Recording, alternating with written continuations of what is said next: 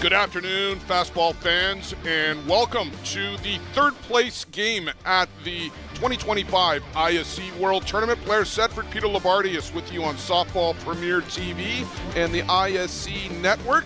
The winner of this gets a berth in the championship game later this evening. If you lose, you go home with a nice trophy, but you really have a little bit of a bitter taste in your mouth. Peter, the NorthEast Drillers are visitors team coming to the plate. Teo Migliavaca, Blaine Milheim, and a big addition in their lineup. Yeah, a big addition indeed. Riley Macchia will be the designated player to begin the game. He was hurt in Oklahoma City at the USA Major Men's National Championship in a game against Hill United on their championship Sunday and has seen limited duty, although he knocked in two huge runs late in a winner's bracket semifinal a couple of days ago. And it's also shifted some things for them that we'll get to defensively as well. There's some real changes there for Ron Hackett's team. And a couple of changes as well for the home team, the Bear Creek Express. They are fresh off of a big 7-1 win over the SDK squad. Left to right, Yusuf Davis, Yusika Merida, and Callum Bichel. But here's where a couple of the changes behind the plate. And it's more in the batting order, I guess, Peter.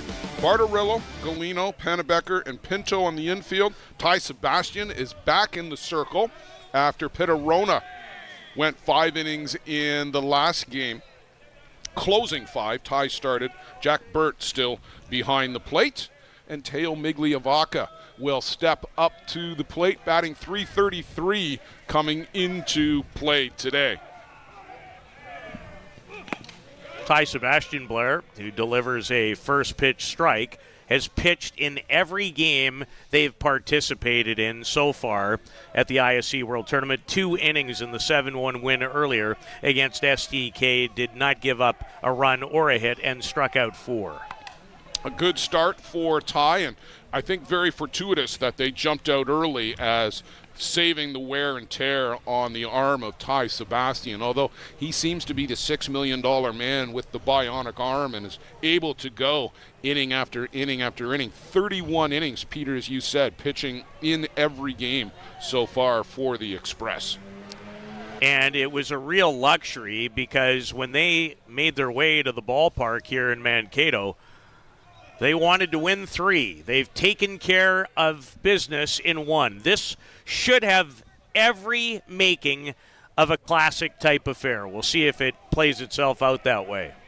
Sebastian is up 0-2 on Migliavaca, and he pulls this one foul down the right side.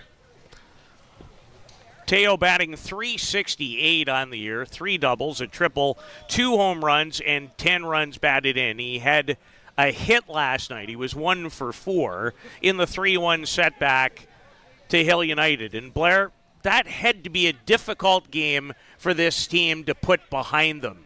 I think there would have been some soul searching overnight, but you've got to wake up this morning and realize, let's go win 2 ball games. Right down Broadway from Ty Sebastian to get Teo Migliavaca looking. Whatever Teo was looking for, Peter, it wasn't one right down the hoop. No, absolutely not. And Sebastian, you're right. Right down Main Street. And Migliavaca not ready to pull the trigger, and a good beginning for the guy that I like to call the Brussels Bulldog, Ty Sebastian. He's from Brussels, Ontario. Blaine Milheim comes in batting .471. That's a very lofty average for Blaine Milheim, who had a bit of a down year, it has to be said, at the World Tournament last year, but recovered to his high standards coming into this one, Peter. Yeah, 6 for 13 here, .365 on the season for a Drillers team that is 14-7. Should mention, this is the 3rd meeting in 2025 of these 2 teams. They've split them at 1 apiece. Their most recent matchup came in Oklahoma City. The Drillers won that game at the USA Major Men's National Championship by a count of 3-1. The other meeting earlier in the year in Mitchell, the Express 4-1 over the Drillers. Then that was the beginning of the season. This is the championship. Yeah, this the only one that matters, the rubber match between teams ranked number 3 and number 4 entering this event in the ISC World Rankings.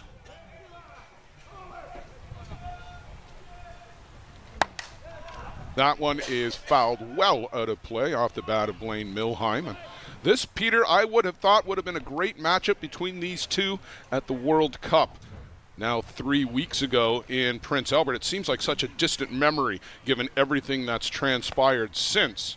But Canada never actually got to play the United States at the World Cup. They did not. They were in different pools, and the United States, who ended up winning the bronze medal, Blaine Milheim and company, and he has some American friends on this NorthEast Drillers team that won the bronze. They made it to the super round of 4.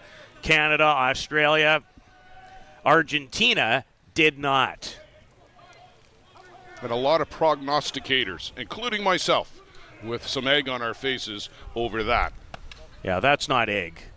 It's only egg, really, when something doesn't flip completely on its head the way things did. There wouldn't have been almost anybody who's followed this sport who would have said, hey, here's 3 of the 4 that aren't going to make it. Sebastian. And gets Milheim to wave at a nice pitch on the outside corner.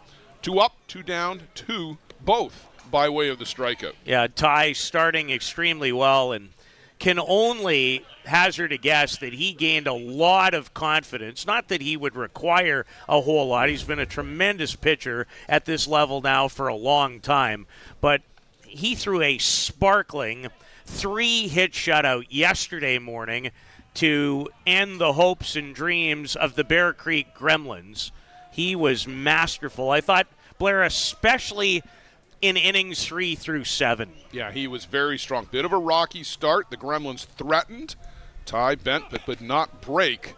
And as you mentioned, Peter, a very impressive outing from Mr. Sebastian. Right now, he's got to face the guy who might have been, coming into this tournament, bar the injury, the best hitter in the world. Had a sensational World Cup and leading his New Zealand Black Sox to the silver. Riley Macchia came off the bench, Peter, the other night, spanked a double to the fence, cashed a couple of runs, and that was what the Drillers needed at the time. Get them over the hump. Well, he was brought in late in the game in a pinch hitting situation, but with a potential base open, Jeff Ellsworth and the Hill United coaching staff put him on base to load the bags and pitch to Zach Shaw, and for Hill United, it worked out. Well, and no offense to Zach Shaw, but that was an absolute no-brainer with the base was available there for Riley Macchia. Which is interesting to say about a guy who still leads the team in batting average for the season in Shaw, but you're right, there's a reason as to why he still is hitting in the number 9 spot, but he's had a really good year. Well, a walk here, and they were very selective in pitching to Macchia, and he will take it very gingerly down to first base. Yeah, he is, I'm going to guess, in terms of being able to run, he's under 50%. I talked to him on Sunday at opening ceremonies. I haven't been able to catch up with him since. And I just asked him how it was going, and he's been over at first base right now doing a little bit of stretching. He said he was hopeful to go by Wednesday. That's when he got his first at bat. But he was doubtful that he was going to be certainly able to play in the outfield, and that's absolutely not the case. Juan Zera at the plate. A couple of other changes. Zera, Schiller moves up to the 5 spot, Thomas Anoka 6, Solorio drops from 3 down to 7, and Kronk now down to 8. Zach Shaw still in the 9 spot for the Drillers.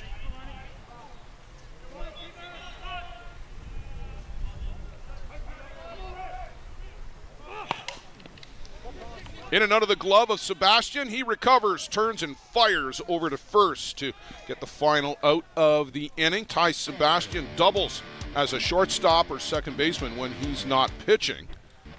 And he's being collected up by home plate umpire Scott McLaren. Just, I'm assuming, to double check on where the strike zone is going to be.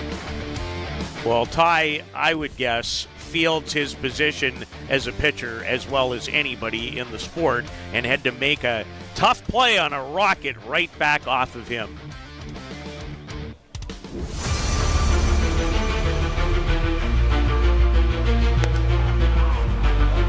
Called strike 3, the outside corner. They weren't out of that.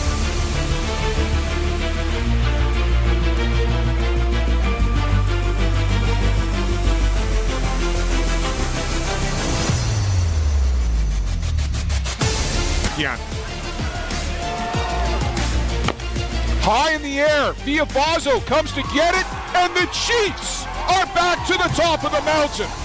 The gloves fly. The celebration is underway.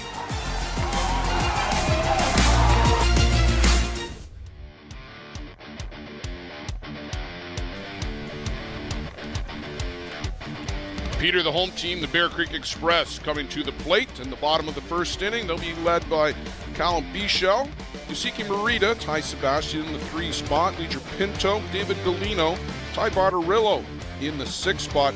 Peter, the biggest change really is bringing in Alan Salgado as the designated player for this game. He's been the first guy off the bench, gets into the DP spot here in the 7 hole for the Express. Well, he had a pinch hit opportunity in the game, the 7-1 victory earlier today over one of the great stories of Mankato in this ISC STK fastball. You get a peek at the Drillers lineup, and there are some changes here too. Blaine Milheim's played the majority of the time in right field. Thomas Anoka's been at first.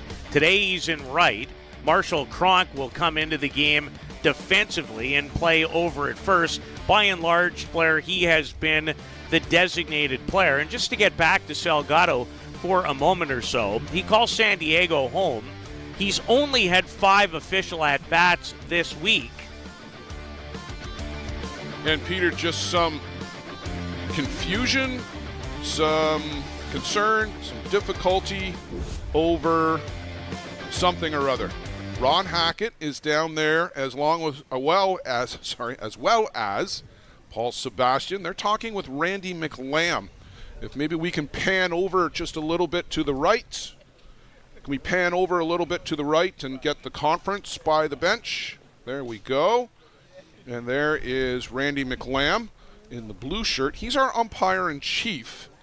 Now, I could have sworn I saw Scott McLaren behind the dish. Did you not? I definitely thought he was there to begin. So Paul Sebastian, the coach of the Express, is waving his team off the field. And Ron Hackett is doing the same. Now, the only thing I can think of whatsoever here, and again, I'm going to go double check on who the umpires are for this game.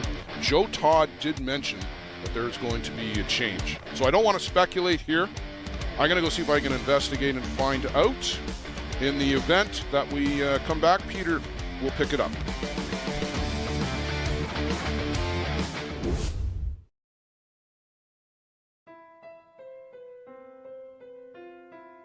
Sometimes people worry about asking for help because there can be a stigma around mental health problems. Trust your teammates. Trust your teammates. Trust your teammates. They might believe that asking for help means admitting that something's wrong. Trust your teammates. Trust your teammates. Some people worry about how others might see them. Trust your teammates. Trust your teammates. Asking for help means that you want to make changes and take the first steps towards better mental health. Trust your teammates. Trust your teammates. We should celebrate the courage it takes to speak up and make changes. Trust your teammates. Trust your teammates. Getting help is part of recovery. Trust your teammates. Trust your teammates. Mental health isn't something you need to keep to yourself. Talk to a friend. Trust your teammates. You're not alone. Trust your teammates. Trust your teammates. The first steps may be the toughest. But knowing where to look for help is a good start. Community mental health organizations like the Canadian Mental Health Association or Mental Health America offer resources and programs that can help you. Visit cmha.ca or mentalhealthamerica.net to find a branch in your community. And remember, Trust your teammates. Trust your teammates.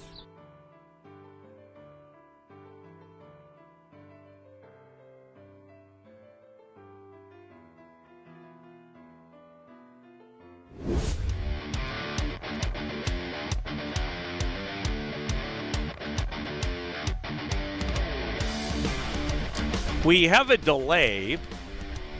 Still trying to investigate. That's what Blair Setford is doing. And Blair's also a member of the ISC overall body. It came at the end of the top of the first, which was a 4-batter half inning. Ty Sebastian giving up a walk. And the Drillers, who were in this very same position a year ago, but lost to Hill United in what is technically called the third place game. And we don't know if this is over an umpiring scenario or not. I know that Ty Sebastian wasted very little time to question what was going on at the end of that half inning. And Blair, I think you have an answer. Yeah, I do. Home plate umpire Scott McLaren not feeling well at all. He went to Ty, or Ty came to him, and he kind of leaned on Ty. He's physically ill, and we're going to get a replacement umpire to come down. Glenn Brown will be filling in behind home plate for Scott McLaren. We certainly wish Scott well. I talked to him very briefly. He said it's nothing to do with the heat. He just physically does not feel well, very unsteady on his feet. So we're going to have a break while we wait for Glenn Brown to get ready. So, Peter, why don't we review how these teams got here, and then at some point we'll need to take a break when we run out of things to talk about. Which for the two of us might be a week from today. Yes, that is very possible. But we will not do that to our viewers, and it's unfortunate, but I echo those sentiments of Scott McLaren, Penticton, British Columbia's own, and he has worked a lot of major events in his fine umpiring career. Gets a quality assignment today, and, well, nothing more important in life, we find out, than health. And as you see it, there's a graphic I have rarely seen in my lifetime. Yeah, it happens very infrequently, and when it does, I mean, think of yourself having to go get changed into a business suit to go to a meeting on 0 moments notice, and how long that would take you to go get dressed. So we're going to have this break while we're waiting for the replacement umpire. Remember, we did see a situation like this earlier in the year at the Chiefs Challenge. It was 47 degrees in Simcoe on that Sunday, and our home plate umpire that was definitely a heat scenario in the game, and there was a break. So it's actually the second time in a game where I've been behind a microphone in 2025 that we have had this kind of situation. Blair, I was mentioning, as we focus more in on the matchup, the Drillers in the very same situation this year that they were 1 year ago in Surrey, British Columbia. This is a tough game for the team that's waiting. It's the Drillers. It was the Drillers a year ago, and I'm not sure exactly what the success rate is of the team that lost the winner's bracket final, or the undefeated game for those who like that vernacular. It's a tough spot to be in because the team you're playing has already won one. They come in on a roll, not you. This delay may actually benefit the Drillers because it takes some wind out of the sails of the Express. Albeit, just to revisit what's already happened today on the field, in I guess what you at the ISC would call a fourth place game, or my vernacular might be a 3-4 playoff game, doesn't matter, it's the same situation. It was over pretty early. Take nothing away from a surprise story of this event, STK Fastball, who put on a whale of a show, but they gave up 6 runs in the first inning, and it was very much in the bank the rest of the way. Yeah, from what I heard, it was hit. There might have been a hit by pitch or something, and then very quickly there was a 3-run home run by Cody Pannebecker. Yeah, Cody has 3 home runs now, and that blow, the first batter that Juan Pepe faced, he took over from the starter, Scott Life. Now, for the Drillers, you talk about, and it'll be interesting, I'm going to do that research going into next year, just how teams who lose in the winner's bracket final end up doing in a quasi-semifinal game towards the championship final, which, by the way, the Hill United Chiefs will have an opportunity to defend their crown that they won, and they were in a position that the Express were in last year. They had to win 3 on the Saturday to be crowned champions, and led by Alan Pecker in so many different ways, Hill United was able to do that. The other part about last night is, Blair, while we have a second or two, you've been around the game a long time. I've watched the game my whole life as well. I don't ever remember seeing an inning like the 6th inning for Hill United when they scored 3. They batted around and had 1 hit. Yeah, a single hit, and for the Drillers, that was an inning that they're, as we talked about off the top, they're going to need to put that one behind them and focus on this one here. I think at some point, if I'm Huemo Mata sitting on the bench for the Drillers right now, I would love to get about a 5-minute warning and start throwing the ball. In fact, we're seeing it with Ty Sebastian. If you look screen left, you see Ty Sebastian has come out of the dugout and is just doing some soft toss right now. He's already had the top of the first to his benefit. Wemo Mata, I'm sure, will emerge from the Drillers dugout and will go down the line and throw some warm-up pitches before he's expected to come out. And I would assume that the umpires will give him that time to do it as well. But it'd be great if he had it done ahead of time, given that we've got this lengthy delay. Well, I would suggest that you and I take a timeout and come back when the umpiring change. Well, we can go through the record and how both teams got here, and maybe by that time Glenn Brown will emerge from the change room and get escorted over to the park PDQ.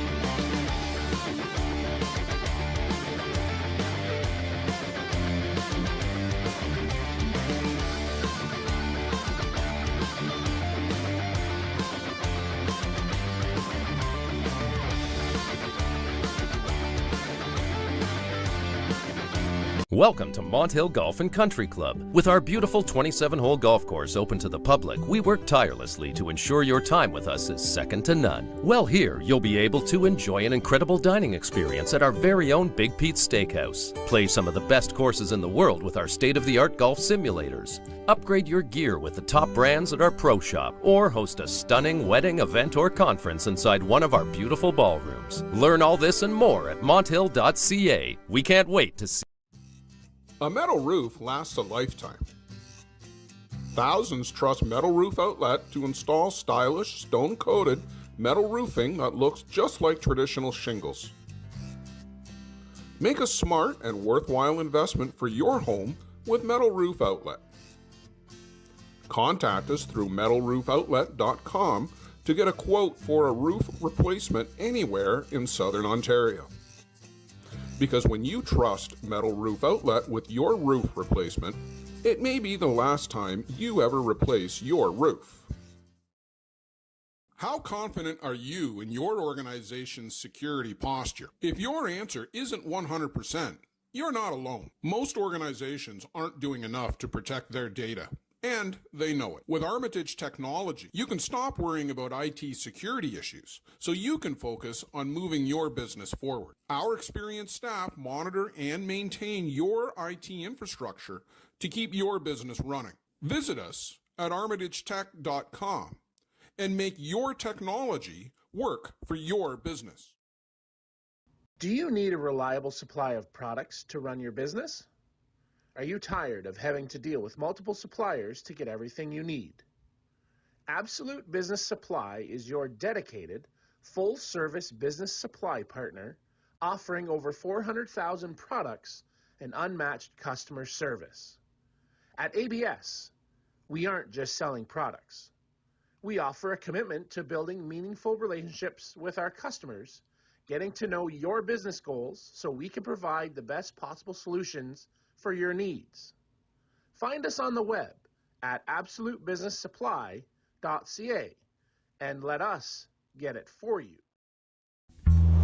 This business was opened in 1965 by my father, Ned Mattiosi. Could have walked in here 25, 30 years ago and seen just about the same thing. The process of making this suit takes about 6 weeks. It goes through about 12 or 13 hands as it's moved along the line. It's an old-time place. Making stuff from scratch here in the city at a reasonable cost. It's a very personal type of business.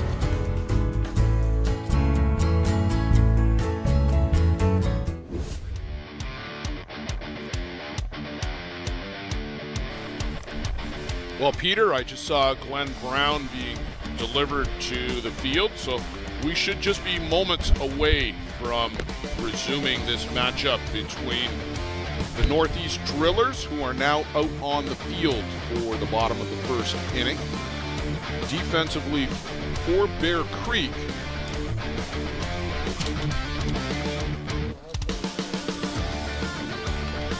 it's Yusuke Morita in center, Yusuf Davis in left, Callum Bischel in right, Tyrone Bartorillo, David Galino, Cody Panabecker, Major Pinto is at first base.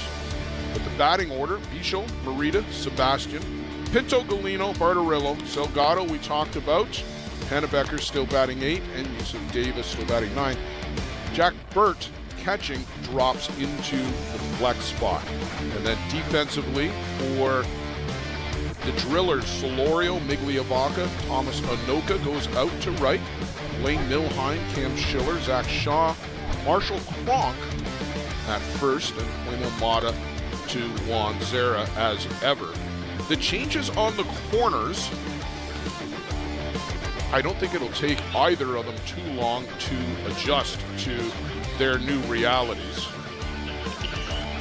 Well, in the case of Blaine Milheim, that has been his starting spot. It has belonged to Gonzalo Masmu this week, and it has everything to do with the injury to Riley Macchia, who would, if healthy, be in right field. Yeah, and absolutely. And that is the versatility of Blaine Milheim and the ability to play basically anywhere on the infield and pretty much anywhere in the outfield as well.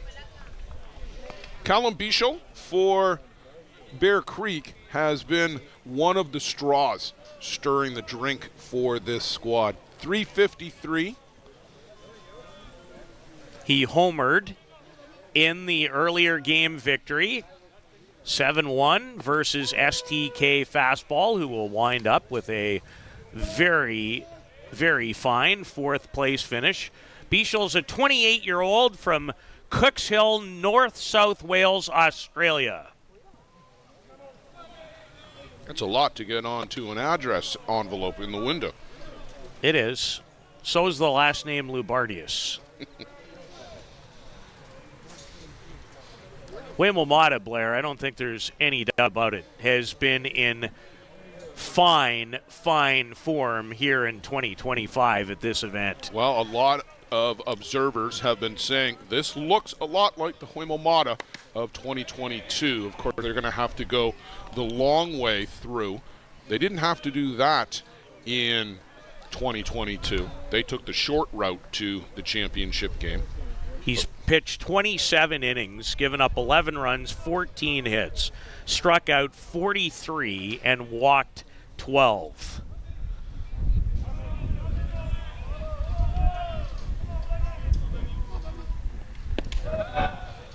That one misses inside from Mata. And Peter, just to finish off with the Blue Crew, now Glenn Brown behind the plate. George LeMaitre, Hamilton, Ontario, is over at first. And David Lee from Chesterfield, Missouri, is at third base. A suburb of St. Louis. A lot of St. Louis Blues hockey players reside in Chesterfield, Blair.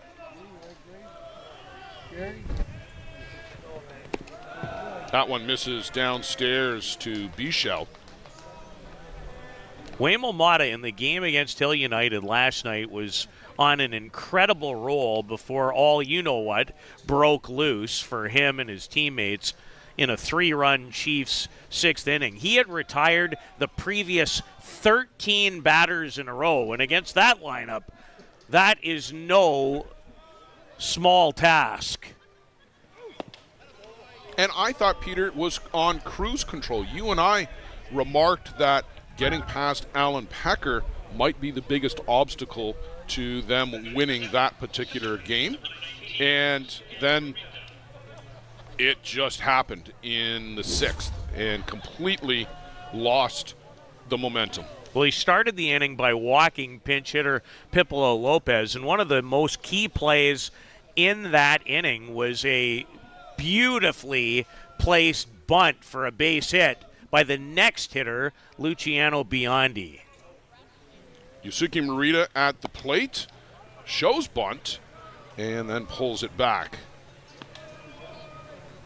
Bichel draws. A leadoff walk is now not only has the landing spot today, there's been a couple of base runners that have done a little excavation work on the path from first to second. Yeah, there's certain spots where the dirt will collect as the grooming vehicle turns the corner, and it will spin out a little bit of extra dirt, and that spot does seem to be one of them. Morita swings over the drop, and no chance for Juan Zera to throw out Callum Bichel. He lost the handle, and I'm not sure whether he got the pitch that he wanted, or they're now just going out for a signal change with Mata, but he looked like he got handcuffed on that pitch. He did. I was expecting him, and he has a great release from behind home plate. Does the Argentina national team catcher, who has hit the ball very well this year for the Drillers, on top of his quality work behind home plate.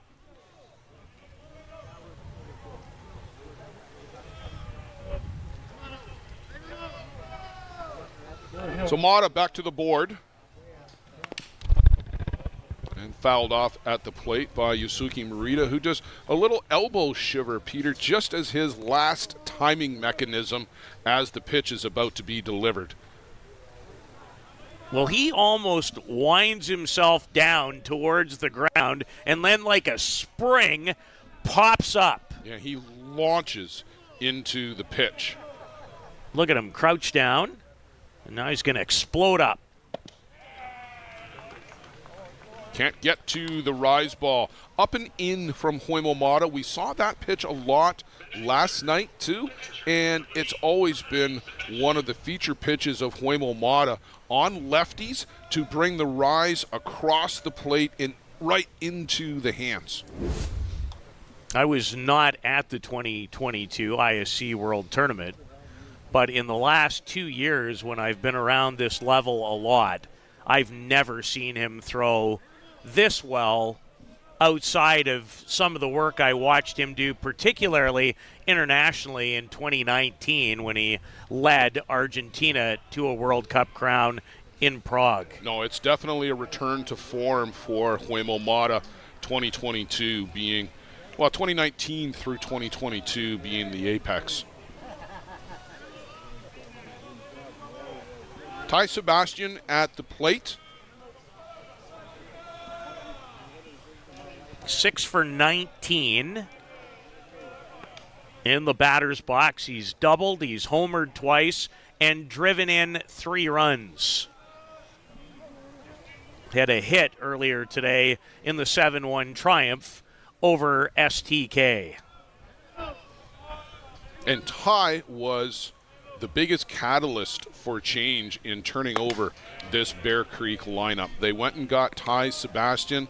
They said right up front, Ty is going to be our all-world pitcher. Sean Cleary was on the roster, but they were going to bring in Ty to be the number 1 guy. Sean Cleary is not here at the ISC World Tournament. He will be with Canada going to Chengdu, China for the World Games, was on the World Cup roster, but sadly not here at the ISC World Tournament.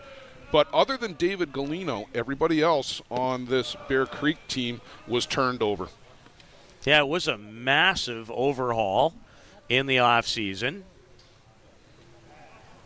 And they absolutely showed everyone that they meant business in 2025, Blair, when they won that great event with 6 of the top 8 teams in the rankings in Mitchell, Ontario. That was a good start for Bear Creek. Laced by Sebastian, but just inches foul. Blaine Milheim might be wanting to go back to right field after that missile headed his way. Well, Ty Sebastian, arguably as good an all-round player as you'll find in the sport. Pitches, hits in the 3-hole. And will play short or second when he's not pitching. And he had a mighty cut at the Mata pitch.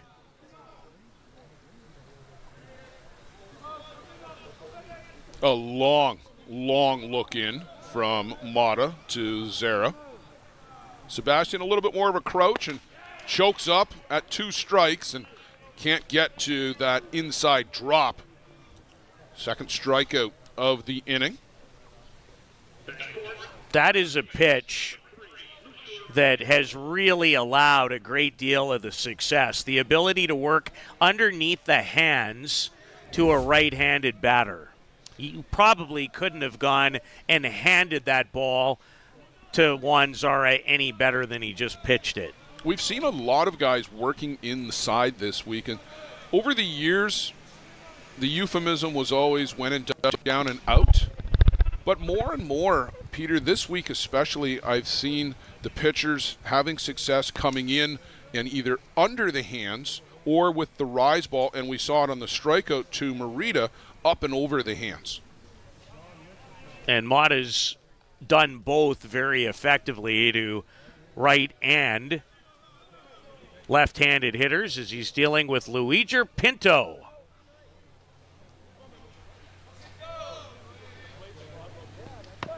This one catches Pinto, or did it? Did he manage to get out of the way? He did manage to get out of the way.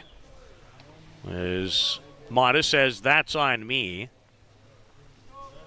Pinto, a great add to this team. Oh, just the offensive prowess that he brings. A fantastic catcher behind the plate. Started the week behind the plate, has moved over to first. He's not 100% with the legs, but still batting .444 coming into the day's action. Yeah, he's 9 for 22. Up and in, and Luigi Pinto's first step almost brings him out of the box. He really hangs out over the top of the plate, and that pitch might have just been a message to back off. I know there's been a lot of controversy this year. There's been a couple of hit batters that have sent the softball world into a bit of a frenzy. But the truth of the matter is, a lot of the best hitters, and you try to take every advantage, absolutely can lean over the plate. And as a pitcher, you need to be able to take that part back. This one is laced by Pinto to left. That's going to get all the way to the fence. He's going to try to leg this out for 3. Digging into third, sliding in safely is Luigi Pinto. The 38-year-old able to stay back on this changeup. Pull it down the line. I did not expect him to try it for third, but I would add this point. I don't think Yordan Solorio, the left fielder, is anywhere near 100% in terms of his mobility for NorthEast. We saw that last night. He hit a base hard when he was running out a ground ball at first, and I think he may have jammed an ankle or something, but definitely he is not 100%. But Luigi Pinto put his head down and gutted it out, getting to third base, and a real solid slide into the bag as well. Blair, that is his 6th extra base hit of this competition, and he's up to 7 runs batted in. Arguably none more important to this point than that run batted in and a triple. David Galino, shortstop, and leans back out of the way. Now, Galino has been an interesting story this week. He is not playing, I can tell you this, at 100%. That right upper leg has been bandaged. But coming into the day, he had only 1 hit. Yeah, 133. Before delivering 2 hits. Make it 3.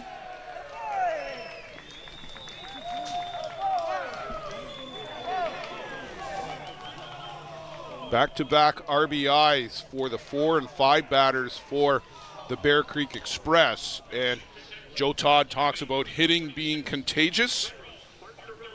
Express players hoping to catch a cold.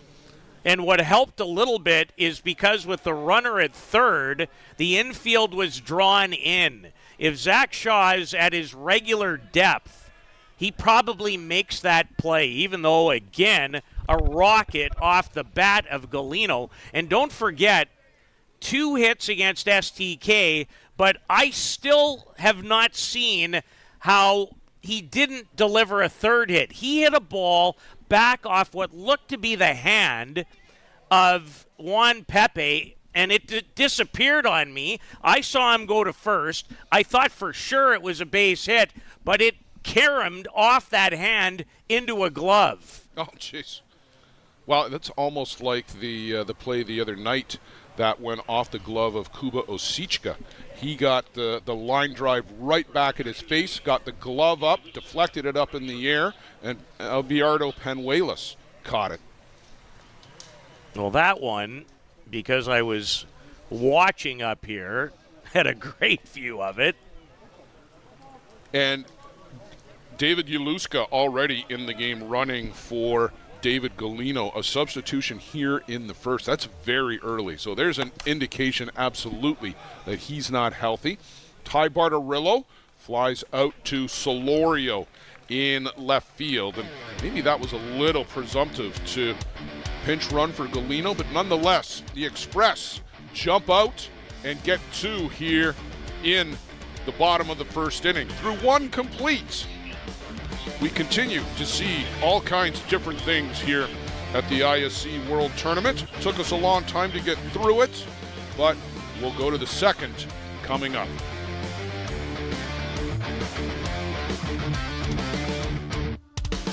Welcome to Mont Hill Golf and Country Club. With our beautiful 27-hole golf course open to the public, we work tirelessly to ensure your time with us is second to none. Well, here you'll be able to enjoy an incredible dining experience at our very own Big Pete's Steakhouse. Play some of the best courses in the world with our state-of-the-art golf simulators. Upgrade your gear with the top brands at our pro shop, or host a stunning wedding, event, or conference inside one of our beautiful ballrooms. Learn all this and more at monthill.ca. We can't wait to see you soon.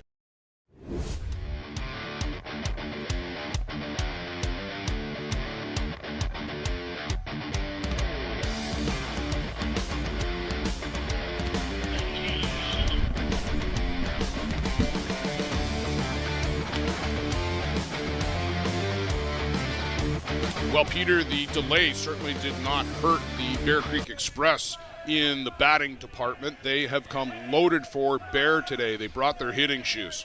Again, remember, in their first game of the day, the 7-1 victory over STK earlier, they scored 6 runs in the first inning in that game. Cam Schiller, Thomas Anoka, Jordan Solorio. 5, 6, 7 in the batting order for the Drillers, who have been scoring runs by the basketful. This one is lifted way up in the air, deflected by David Galino right into the breadbasket of Yusuke Morita, and I'm sure that's exactly how they drew it up. You know it's going well when? This seemed to be in a great spot if you're the batter. That's the Bermuda Triangle, and oh, you take it, I got it. The ever-popular F6-8 in your scorebook at home. No, not popular at all. But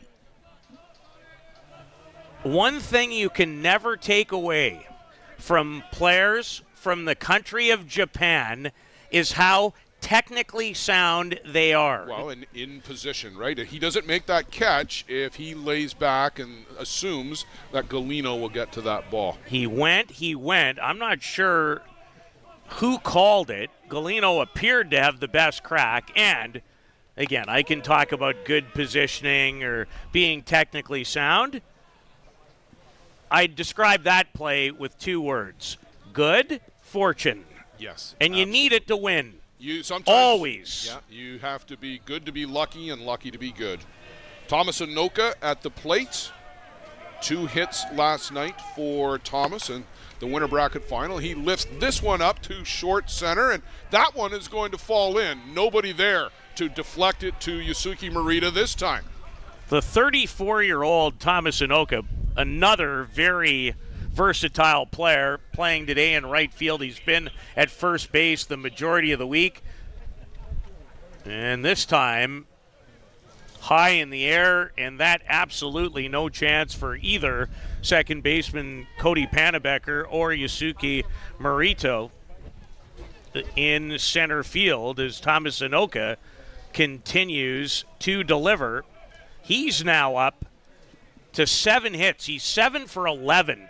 Yeah, he was 600 coming into the day, a paltry 600, and gets under the slide, or under the tag rather, by David Galino. And I said at the beginning of the week, Peter, somebody was going to get thrown out at some point on a ricochet back from that trampoline effect with the mesh behind home plate, and Thomas Anoka had to scramble to get there to second base. I'm sure he thought he was just going to have an easy jog down to the bag. Not so much. It has happened already, certainly in one game that I broadcast earlier this week. Nearly happened again. Solorio at the plate, having a down year for him, and that is definitely injury related. This one is lifted a mile in the air again. Calling for it is Galino, 1.5 steps out onto the grass, and he makes the grab. Peter, there is a bit of a breeze out there. It's blowing right to left. and it just blew the lid off of our cooler. It's picking up by the second, by the way. Yeah, it just accelerated a little bit, and that flag just changed positions too, and it may be blowing a little bit out all of a sudden. Marshall Kronk at the plate. I don't think there was much in the way of bad weather forecast for today, but clouds are starting to creep in, and some of them are dark in nature. Well, it wouldn't be the 2025 ISC World Tournament without some wind in our booth.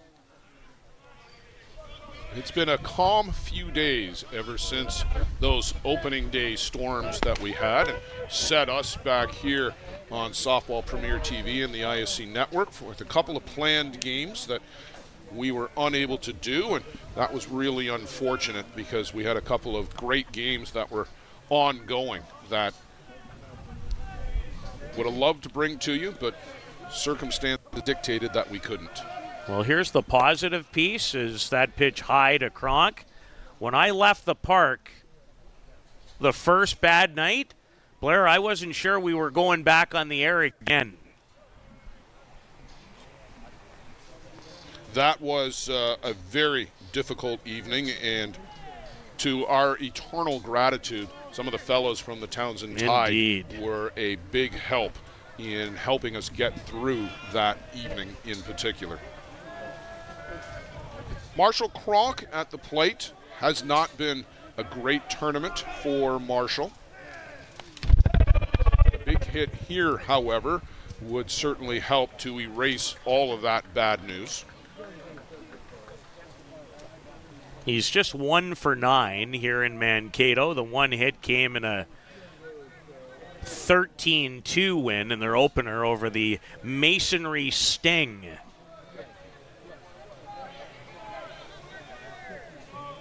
Oh for 2 last night in the loss to the Hill United Chiefs, who await the winner in the title game.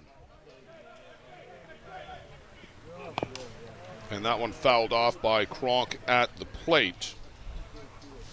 For the Drillers, the runs certainly came fast and furious in their first couple of games. 13-1 over that Wabash AJ Masonry Sting. 11-0 over the Waterdown Hammer. So through your first 2 games, you're averaging 12 runs for. Not bad. Not bad. Then the competition starts. Yeah, it got a little better grow. there. 7-6 in 8 innings, and what might still be the game of the week over the Ostrander Norsemen. That game was back and forth, back and forth. Norsemen scored 3 in the top of the 7th to tie the game at 6.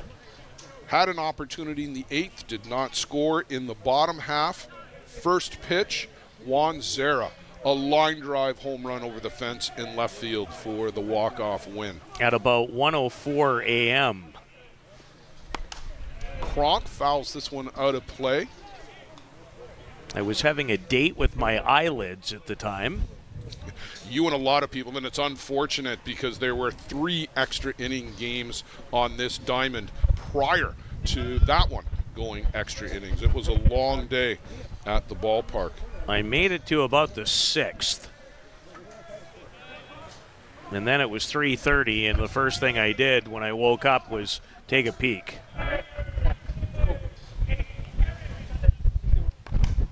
Kronk fouls another one off to the right side. Exactly the same pitch and exactly the same result. Kronk did not have a hit against Marco Diaz in Hill United. I did think he had a couple of better at-bats later in that game than some of the at-bats earlier in this event.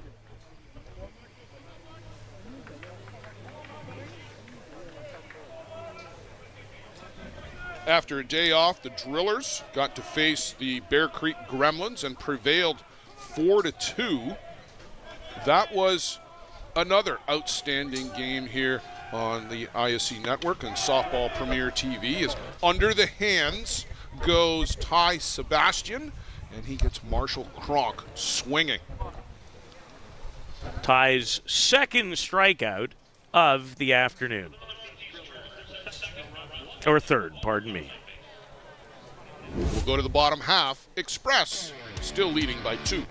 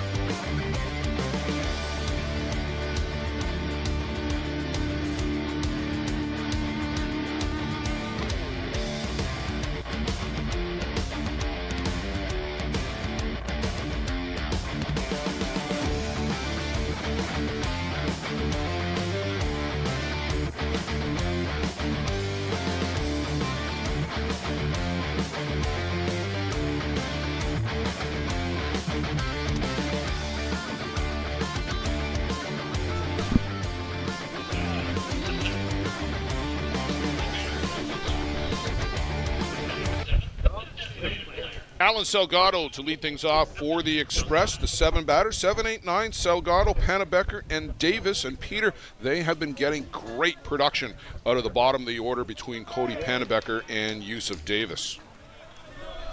Absolutely. Panabecker's had a couple of huge home runs. Don't forget he hit one in the 2-0 victory over the Bear Creek Gremlins in that playoff encounter yesterday, and really slammed the door on STK's tournament when he turned 3-0 into 6-0 in the bottom of the first earlier today. And that really put paid to that game. At 3-0, you're still in the game. 6-0, barring a miracle, you're pretty much out. And it felt like that the rest of the game.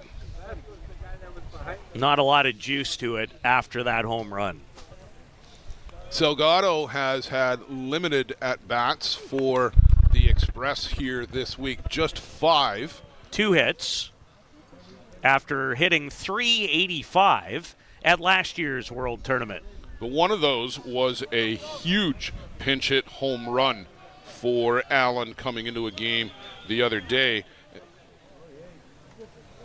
That was in the win over Sandlot. He came in and got a pinch hit shot. That game was 6-1 in favor of the Express, but it's closer than that. They pulled away late.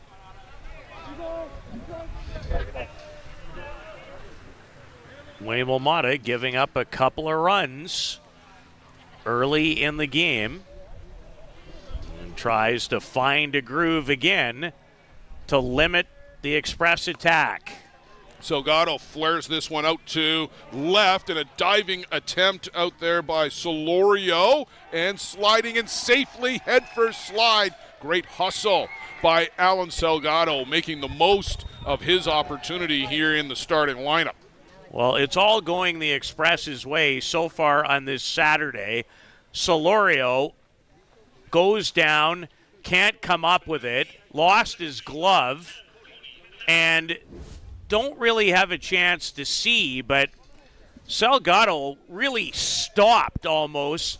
He was very indecisive, and frankly, Blair probably got away with one in order to make it to second.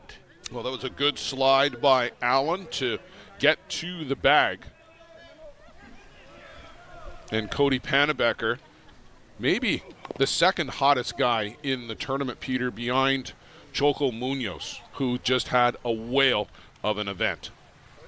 5 home runs, 15 runs batted in, which leaves him tied for third as far as a single ISC World Tournament in the RBI category. The record is 17, and it's held by 2 or 3. I think Wayne Laulu. Wayne Laulu is 1 as Panabecker gets hit on the elbow, and none too thrilled about that is Cody Panabecker. He'll get a bit of an escort halfway down first base.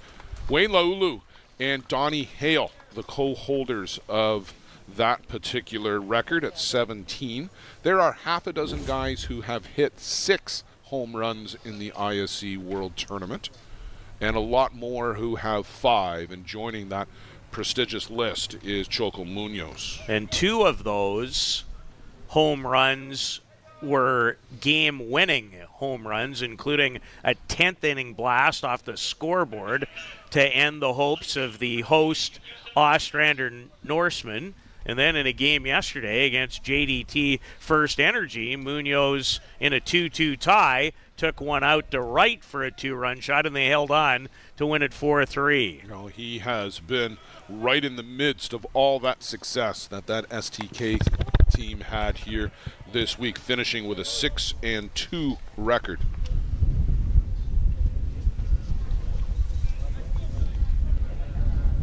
The Drillers already, to me, Blair, feel like they could use some kind of spark.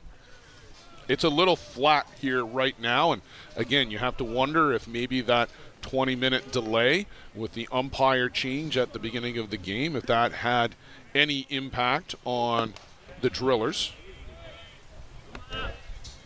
Certainly didn't hurt the Express.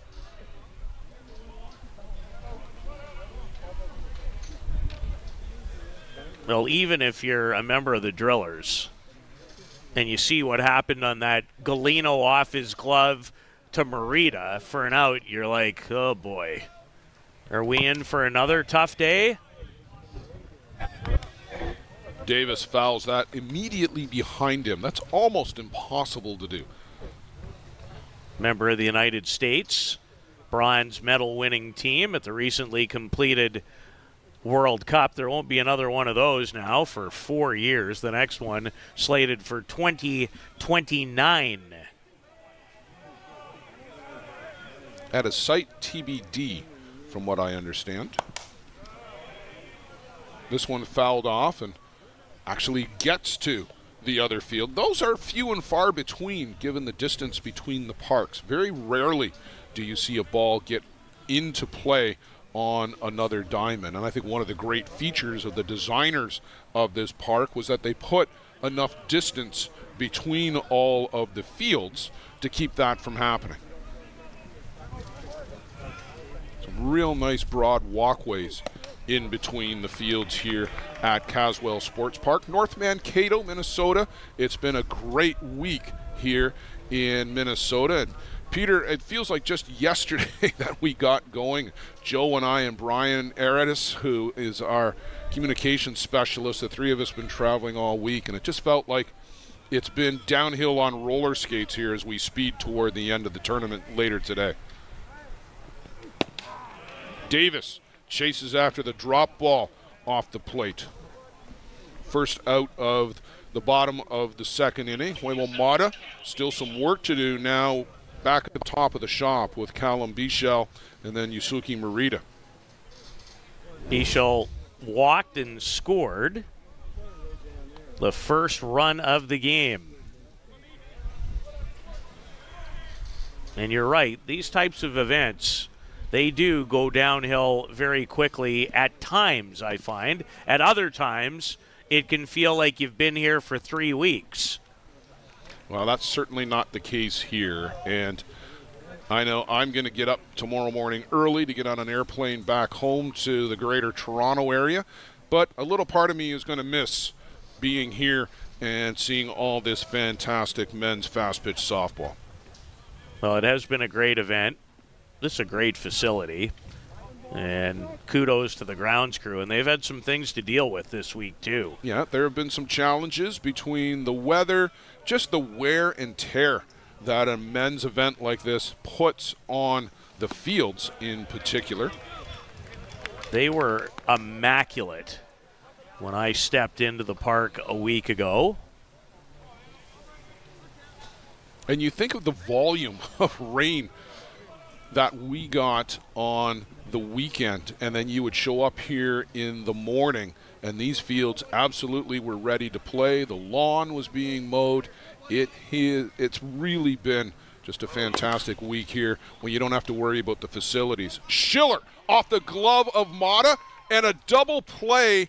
Nobody does that better than Cam Schiller. And Schiller looks a little tender after turning it over. It goes off the glove of Waymo Mata. And the Drillers looking for a spark. Maybe this is it, as the U.S. national team shortstop shows why he's been one of the best for many years at the shortstop position here in Mankato on the final day of the ISC World Tournament.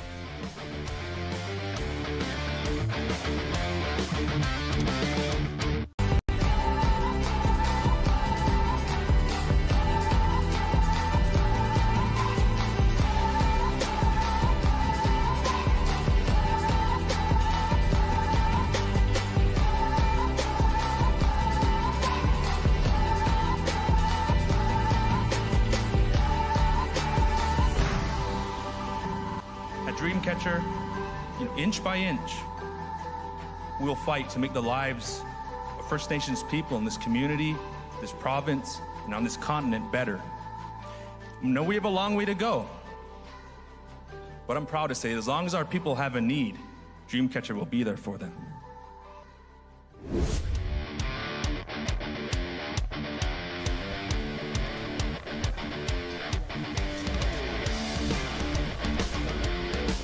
Zach Shaw, the 9-batter, will lead off for the NorthEast Drillers here in the third inning. He has been a spark plug for this team all season long. And Peter, when you can get people setting the table at the bottom of the order for the top, so much the better. That's why you have success. Even though a shortened season, I believe this overall is their 22nd game of the year. Zach Shaw, who's also an assistant softball coach at Mississippi State University, is batting .404, Blair, 4 for 13 in Mankato. He's homered a couple of times, and they came in the same game early in the tournament. That was against the Ostrander Norsemen, and we thought at the time, with his second home run, that would have sealed the deal for the Drillers, but the Norsemen had other plans, and ultimately so did Juan Zera.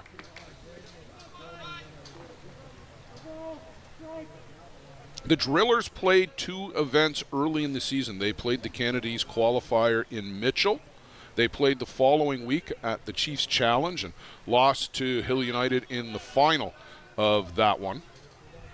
And then because so many of their players were going to be involved with the World Cup, they took the next few weeks off, reconvened for the U.S. men's major. They finished 3rd there, and looking to improve upon that here. They can do no worse than 3rd here.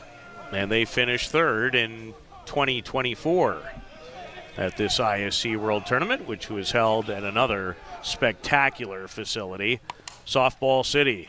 To Hopper out to Galino. He fires across for the first out here in the top of the 3rd inning.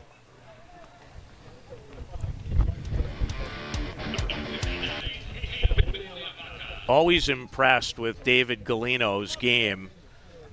I don't know if he has a baseball background, Blair, out of Venezuela, but he fields the ball technically very well. He's got great hands, strong throwing arm. There are so many good shortstops in our game, and you can just go around the map and pick out some of the great shortstops from each country. Shane Boland from Canada, Cam Schiller from the USA, David Galino from Venezuela, Guadalupe Ayon from Guatemala, Cole Evans, maybe the best of the bunch from New Zealand. It is a skill-rich position.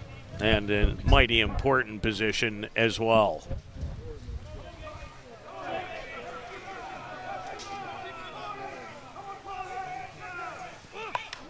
Popped up in the air on the bunt attempt. That's an easy out for Tyrone Borderillo. Migliavaca. Not what he was looking for. Not at all. And usually that's a great strength. He, for me, is one of the top 5 two-hole players in this game. There isn't anything that Teo can't do. Small ball, long ball, runs incredibly well, fields his position, has a great throwing arm. Outside of that, yeah, he's barely adequate.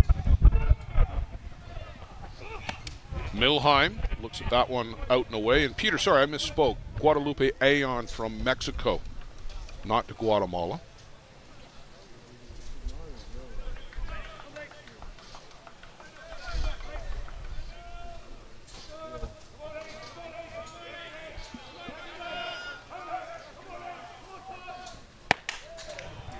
Upstairs to Blaine Milheim, ball 2. Blaine Milheim last year had 5 hits in Surrey in his first 6 at-bats, and then it was very difficult. That's not been the case this year. I believe he has a hit in every single game he's participated in. Yeah, 471 coming into the day. He has been really strong.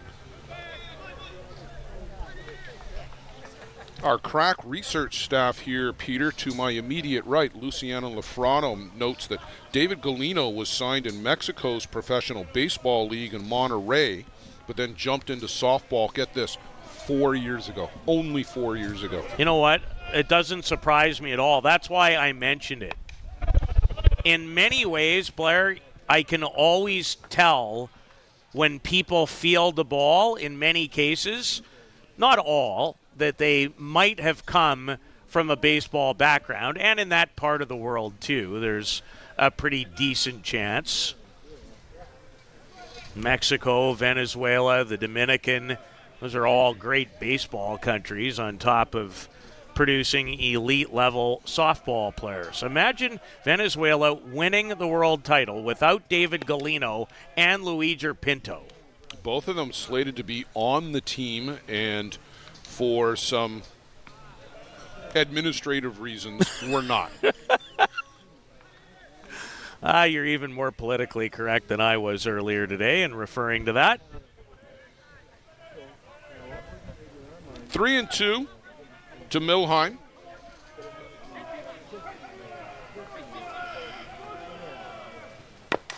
Chopped in the infield, Sebastian throws, sliding safely and in with the head first slide.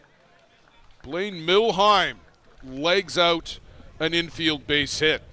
Well, earlier in the game, spoke of the fact that I'm not sure anybody fields the position better than a guy who plays a lot of infield too at times.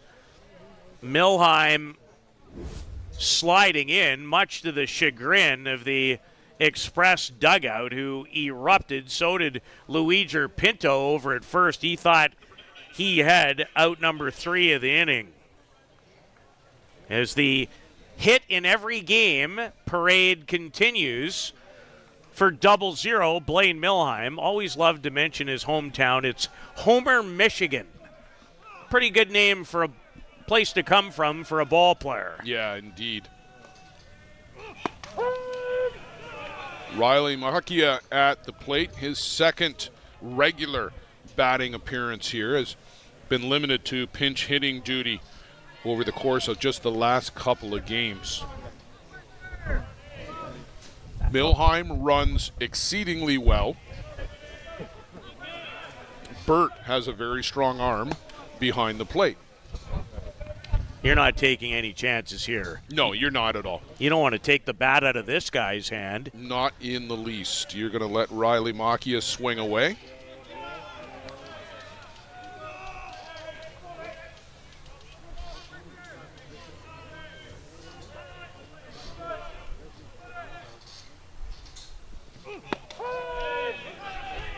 In for a strike. 1 ball, 2 strikes to Makia. And again, coming inside. And Peter, I remember a conversation several years ago with Todd Martin, who was pretty good at this whole pitching thing. And he always used to say, if you're afraid to come inside pitching, you shouldn't be pitching. One of the all-time great change-ups. Swing and a miss. Buries the drop ball under the hands. Ty Sebastian strikes out Riley Makia and strands the Blaine Milheim single. Sebastian looking very good here once again, Peter. He has been excellent. His second tour of duty, he was only needed for 2 as they're trying to win their second straight on this championship Saturday.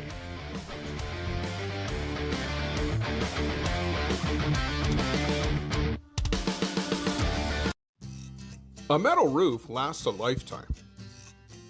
Thousands trust Metal Roof Outlet to install stylish, stone-coated metal roofing that looks just like traditional shingles.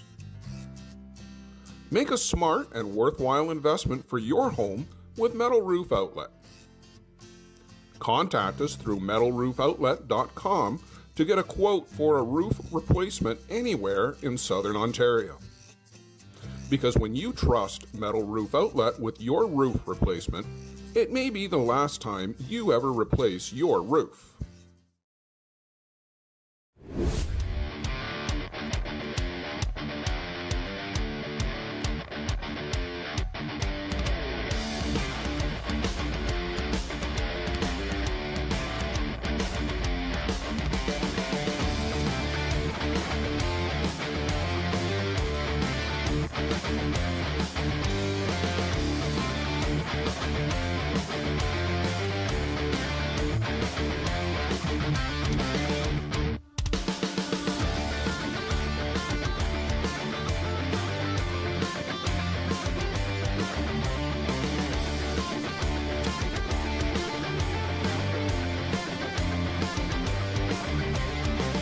Peter Huemel-Mata in search of a clean inning. Hasn't been able to get that through the first 2. Gave up the 2 runs in the first. Faced 6 batters.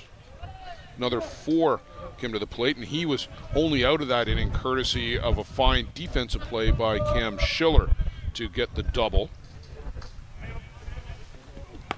Yusuke Morita slashes that first pitch foul into the screen in front of his bench.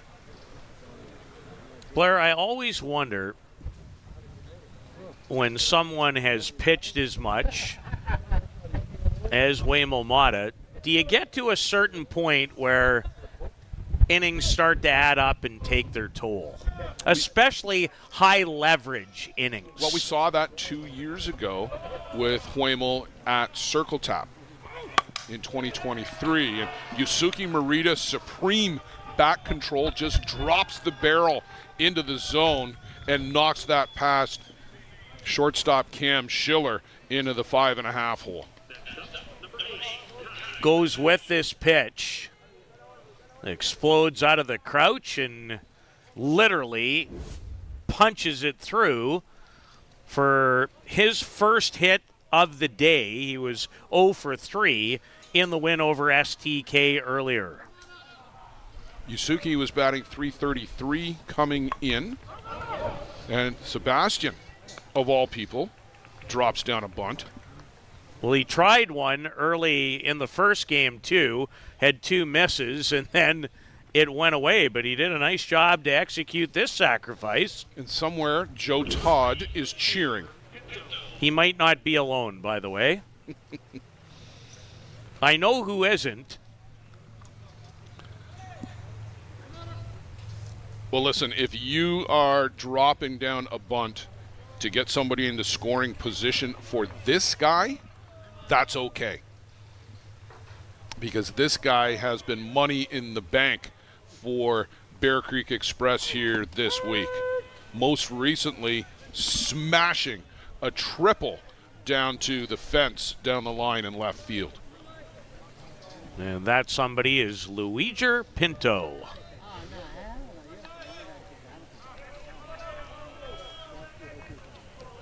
"38 years of age from, and I shouldn't even try it, Valencia, Venezuela." And he'll take the trip down to first and more than casually, let's say forcefully, discard the bat towards the general direction of the bench. Very much so. Not happy about being pinned. Oda.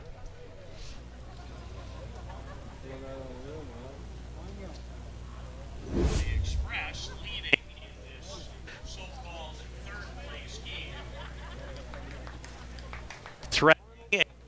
in the third. And a pinch runner for Leisure Pinto. That is Chase Konechny. Konechny has done a lot of pinch running, but that's really what he is here for. David Galino has driven in a run today as his bat has finally come alive in Mankato, and what a time. Forgot his elbow, why the slight delay in this case.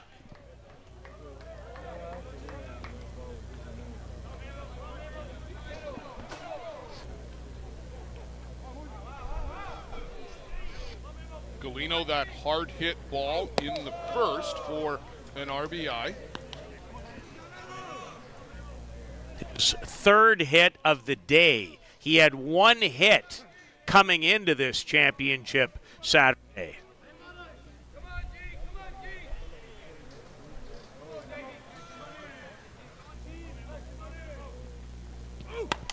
And this one is lifted foul out of play.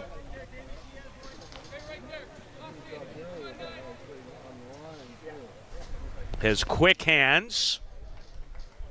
I see he has discarded the all-pink batting gloves that he was wearing earlier in the year. And if I recall correctly, there was a story behind that. I don't want to get the story wrong, so I'm not going to attempt to reproduce it, but I believe there was a story behind the pink batting gloves, still sporting the pink thumb guard as we're working through a couple of kinks. It sounds like we're okay now.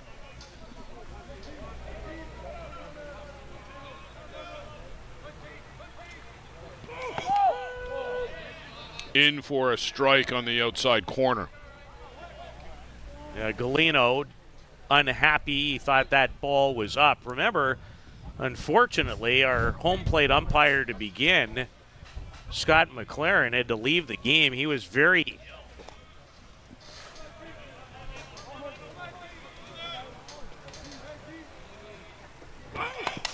This one is lifted up to short center. It's a long run for Migliavaca, but he's up to that and chases it down for the second out of the inning. He just covers so much ground, gets good breaks on the ball off the bat, and didn't need to utilize it, but also has a very strong throwing arm. Ty Bartarillo flied out to left, ending the first. Yusuke Morita singled up to second base. Pinto hit by pitch, and Konechny is on to run.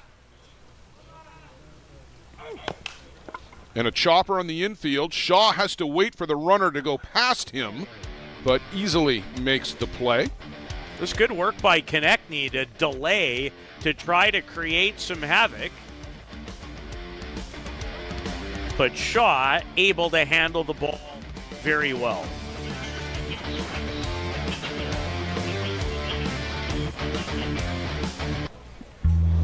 This business was opened in 1965 by my father, Ned Mattiosi.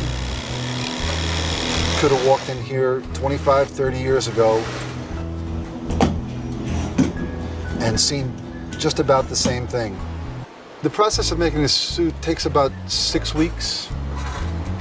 It goes through about 12 or 13 hands as it's moved along the line.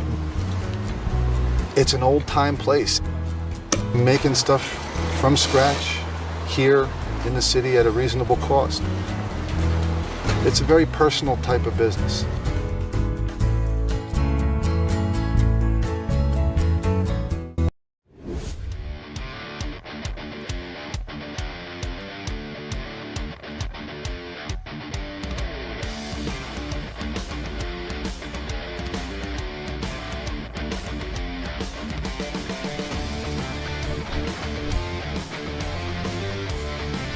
Ty Sebastian is going to exchange the ball for a different one from Glenn Brown, our replacement home plate umpire.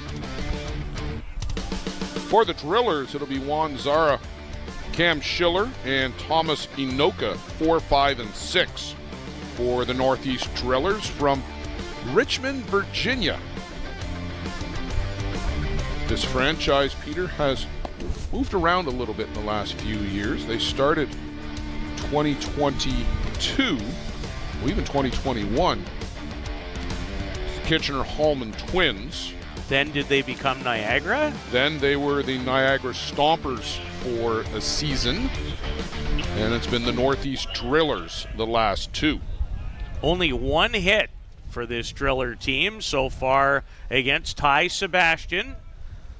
And that hit belonged to Blaine Milheim, and it was an infield single, Blair. And Inoka has the other hit. So Inoka's been on fire here this week. Yeah, 7 for 11 is the longtime New Zealand national team member. A former member of the Bear Creek Express. Yeah, Tom has a pretty impressive jersey collection. Does he? Toronto Gators. Well, you can go back to... Oh, you mean just in his career? Just in his career. I got you. Yes, yeah. Swing and a miss by Juan Zara. I mean, you can go back to Tom when he first came over to North America. I believe it was with the old Aurora, Dolan, and Murphy Shamrock squad back in very early 2010s. Zara chases the drop ball down and in. That has become the go-to pitch today for strikeouts for Ty Sebastian, mostly known for his rise ball and to get guys to chase up and out of the zone. He's burying the rise ball under the hands of those right-handed batters. He has been superb the last couple of days. The drop. 3-hit shutout of the Bear Creek, formerly New York Gremlins, yesterday. And now on a roll against another fine-hitting team in the Northeast Drillers. And you're right, he's had a number of his best pitches have been the drop underneath the hands of right-handed batters. Cam Schiller. Schiller hit that shallow fly ball leading off the second that David Galino was able to deflect into the glove of Yusuke Morita. I think Cam's favoring something too. He looked ginger after that swing. Just off the outside corner. Well, the double play that Cam Schiller was involved in, there was a hard slide by Pannebecker into second base. And whether he caught a piece of Schiller or whether Schiller may have rolled something trying to avoid it, don't know. But both of us noticed, Peter, that he came off the diamond a little quietly. Barterillo ranges over to his left, and definitely something is wrong with, I think it's the left leg of Cam Schiller, as he's not putting a lot of weight on that going back across the diamond. Oh, and that would be a massive loss if for some reason he can't continue.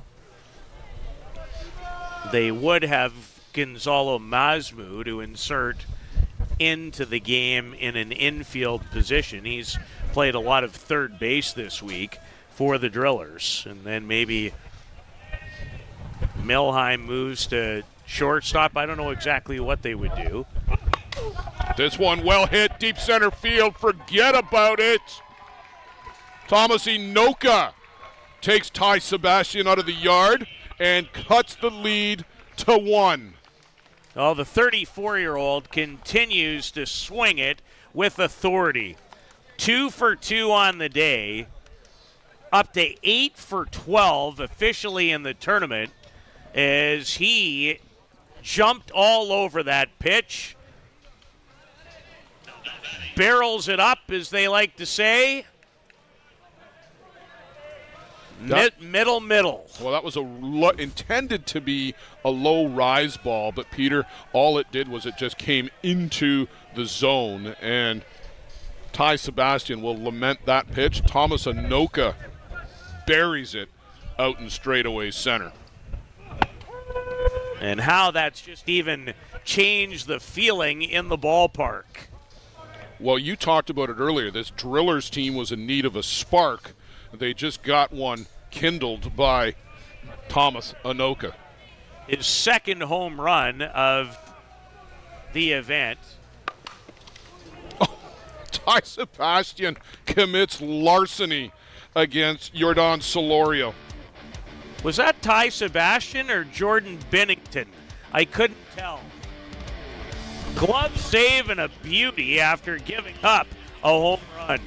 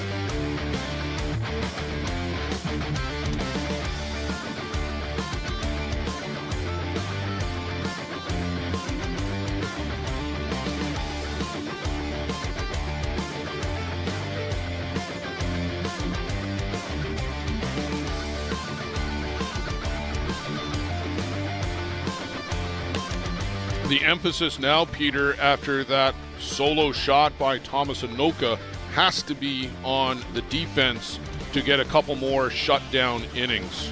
It's true. Waymo Mata, who has been much at his best in this ISC World Tournament, Blair, yet to have a 1-2-3 inning. In fact, his fewest batters that he's worked to was in the second, and that was 4. Salgado, Hannebecker, and Davis, 7, 8, 9 for the Express here in the bottom of the 4th inning. Mata up to 2 pitches, 33 for strikes. And if you're wondering why the Express, the home team, sitting in the first base dugout when the ISC puts home teams in the third base dugout, it's because they were the visitors in the first game, and when a team is staying on the field for the immediate next game, we don't make them move benches. Well, we do know that the Hill United Chiefs will be the home team in the title game, slated for 5:30. They're the only unbeaten team at this year's ISC World Tournament. A hard-fought 3-1 win over the NorthEast Drillers in the winner's bracket final.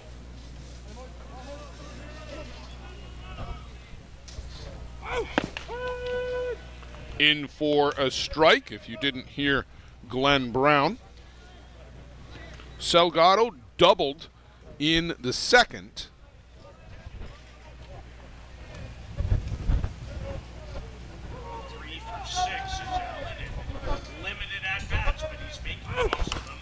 Hard hit ball, and Zach Shaw has that one go up the arm and off his chin.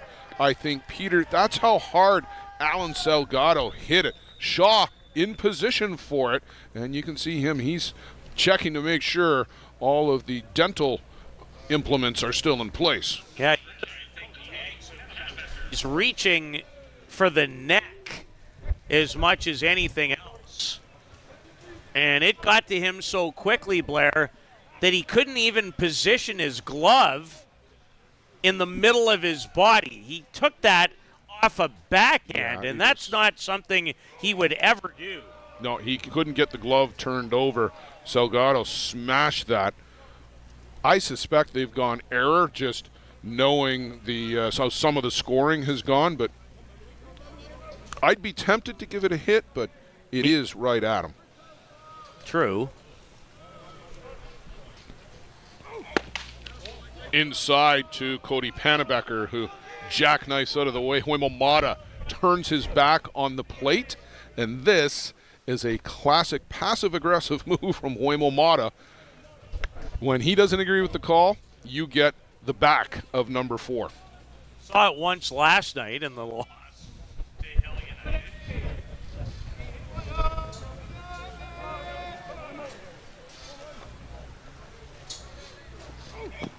This one misses down and in to the 8 batter for Bear Creek. And Juan Zara wants to chat with Hoimomata. And Peter, I know sometimes we talk about hiding batters in the order, but when you get to the sharp end of this tournament and the teams of the caliber that they are that are remaining here on Friday and Saturday, one, you're not hiding anybody, and two, many of these guys, if not most, are either current or just former national team players. It's just the order that they come in.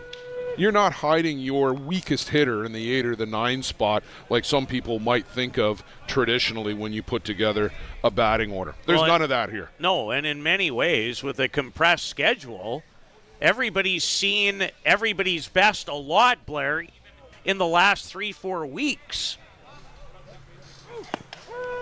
Called a strike on the outside corner. And that's something I'll take you all the way back, Peter, to Hall of Fame Sunday and talking about with Brent Stevenson, who sat in the chair that you're in now. And Brent, inducted into the Hall of Fame, said, we didn't see anybody from the West Coast or from the East Coast because he played in the Midwest. And there were 20 other great teams to play in the Midwest. With the way that the game has compressed over the years, and especially, and we're blessed with this in Ontario, you don't really need to leave the province to play teams ranked 1 through 6. Not really.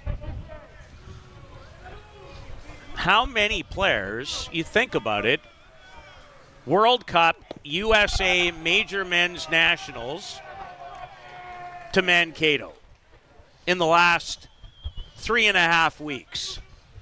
In this field of 3 teams that are remaining, no shortage of players who played in those other 2 events. Yeah, absolutely. So all of that to say, there is great familiarity amongst all of the top teams with each other. There are no secrets. No, and in certain cases, you think about whether it's Jack Besgrove or Marco Diaz in particular, well, they're not sneaking up on anybody anymore. Players have 70 to 100 at-bats against those guys now, which wasn't the case a couple years ago. Not even a couple of years ago. This one is fouled back to the screen by Davis. Yeah, this is a bit of a phenomena post-pandemic. But even then, I mean, the Hills, the Gremlins, the Express, last year went out to a tournament out in Western Canada, in Fargo, I think it was, Central U.S. Teams are traveling a little bit. STK came to Ontario this year. Grand Prairie Pirates last year came to Ontario. Everybody's seeing everybody else. And as a batter, when you're in a rhythm of all these national team and high-end club players, Blair, it's the only type of pitching by and large you're facing all the time. Is the high-end pitching. Yes. Which brings us to the final point. One of the reasons why the hitters have been ahead of the pitchers through much of this season in particular is that familiarity. And one of the key contributors to that fact. And for me, I don't know, like you said, if it's just going to be, an oddity and a different kind of year in the club game to begin with major international events. But it all started in Mitchell, Ontario, starting June 13th. Yeah, it was a terrific event. Joe and I were very fortunate to get a lot of advance notice from all of those 6 teams that played in what we called the white division, is 6 of the top 7 ranked teams. We all want to come. It's a great event. We want to be a part of it. We want to make sure that we're playing events as a club team prior to all the players dispersing for the World Cup. But it was in that tournament, and I remember you and I chatting at the event, and then after on the phone, I had never remembered seeing batters dominate elite-level pitching like I did in that tournament. Yeah. Yeah, and I mean, that was a starting point, and it's evened out a little bit somewhat, I think, here this week, where the Matas and Marco Diaz, but this is not an event to remember for Jack Besgrove. No. Well, prior to last year's title game loss to the Hill United Chiefs, I wasn't sure Jack Besgrove had the same anatomy as every other human. He certainly looked superhuman, didn't he? He sure did.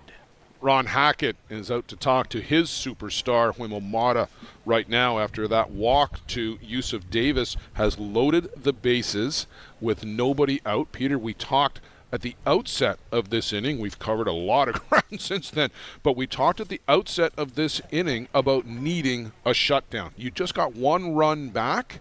Now you're in danger of giving 1 or more back to the Express here as Callum Bichel, the leadoff batter, now getting his 3rd look at Wimomata. And not easy to get that run either. So you work so hard. What you don't want to do is just hand old Mo right back over.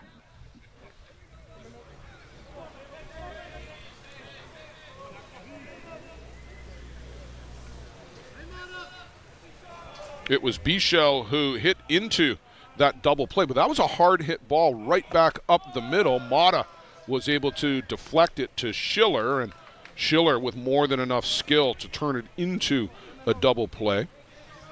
Bichel also walked and scored in the first. Callum's 7 for 20 now in the tournament.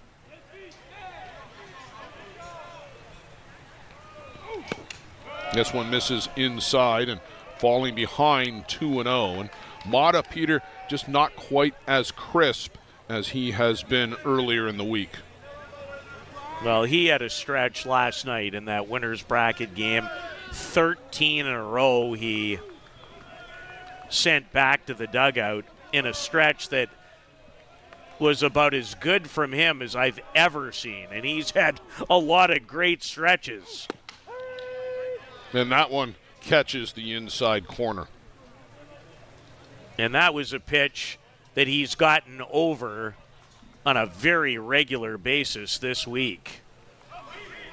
At times, when it's in that spot, it's almost unhittable. It really is, because even as a righty, all you're going to do is you're going to get the handle of the bat on it, not the barrel.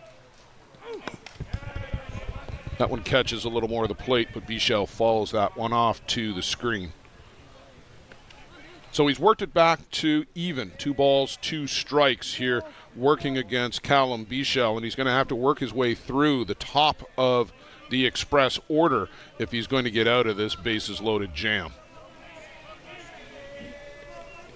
Infield is in tight, but also, it has to be said, shaded up the middle. There is room. Swing and a miss, chases the rise ball well upstairs. And he looked like he reached down for a little extra, as you could only imagine in the most critical point of the tournament for Mata and the Drillers.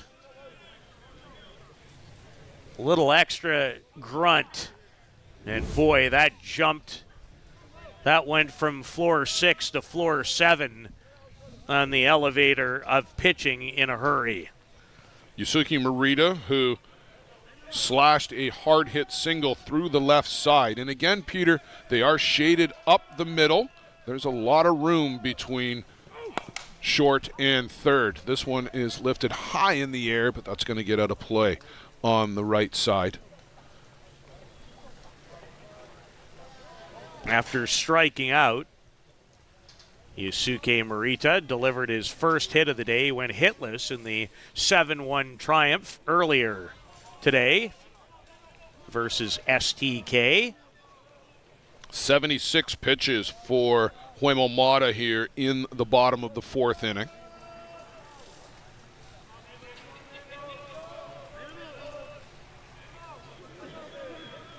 Long look into Zera, and Morita has enough and calls time.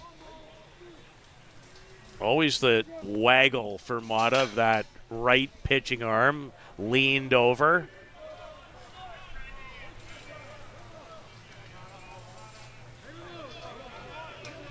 Swings it back and forth.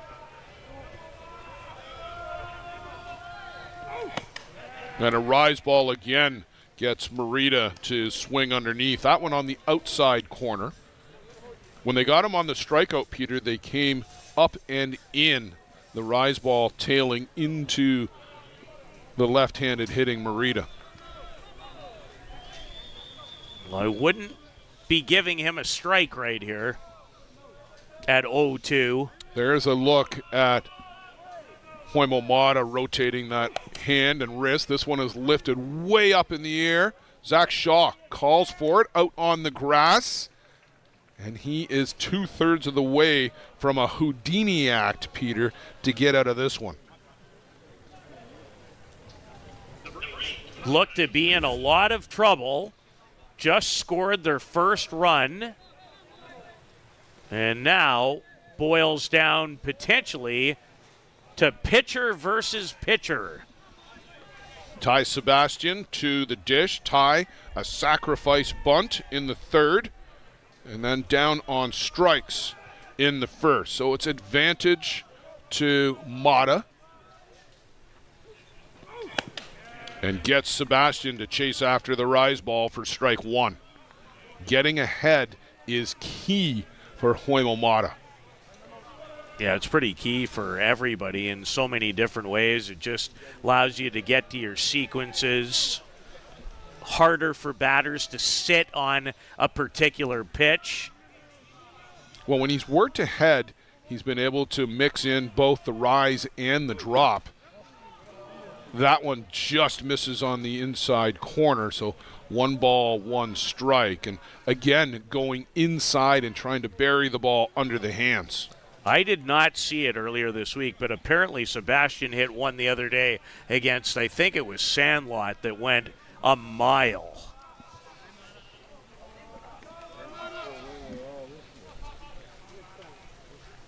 Now Mata will regroup a little bit as I think some dust came up in the eye area of the catcher Juan Zara. Yeah, Peter, Joe and Todd and I were doing that game. He got hit in the first. When he came up again in the third, he hit it into the volleyball courts. Swing and a miss there. And again, the rise ball from Huemo Mata gets it up over the bat of Ty Sebastian. If you look, Peter, at the light standard out there in left center, and then just a bit to the right, there's a gap in the trees there. Mm-hmm. It went through there. Yeah, that's a ways. It was ridiculous how far. Probably the longest one of the week for me that I've seen personally. Yeah, I haven't seen one quite to that extent. Not at this event. And Sebastian swings over the top of the drop ball this time on the outside corner. And indeed, it is Harry Houdini Huemo Mata. Works out of a bases loaded, nobody out jam, a pair of strikeouts sandwiched around a pop-up. He's had quality work all week, maybe none better than the work he just displayed with those last 3 batters of the Express.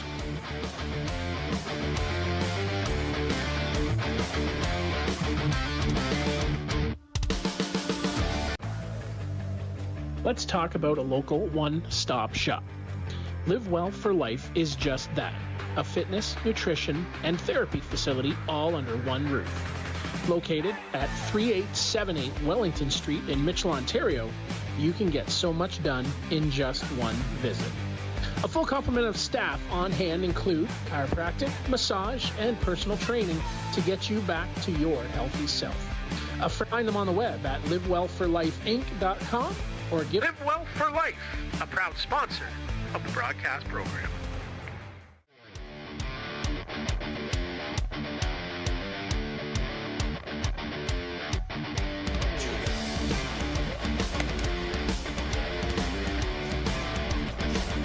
Peter, we will go to top of the 5th, and for the Northeast Drillers, it'll be Marshall Cronk leading off, and they really need to get a little bit more production here from the bottom of the lineup. Well, that's hard to argue, but things have started to go a little better for them.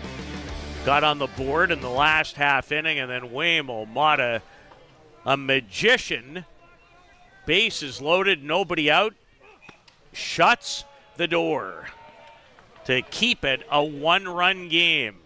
Well, we'll see if they can get some momentum from that and take a little bit of an emotional lift. It's really been, honestly, Peter, a bit of a flat game. I haven't heard either bench really in full throat. I'm with you. It's felt like a bit of a flat day to me from the get-go. And not sure why.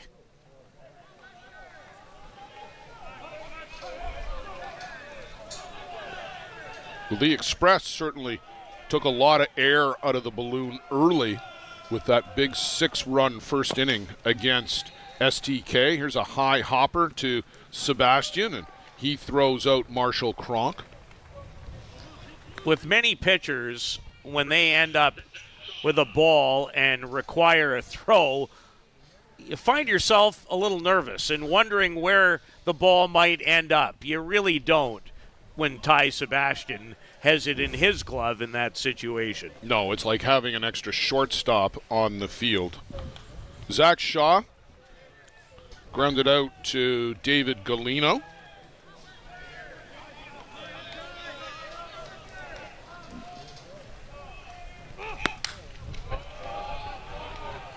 Ball 1.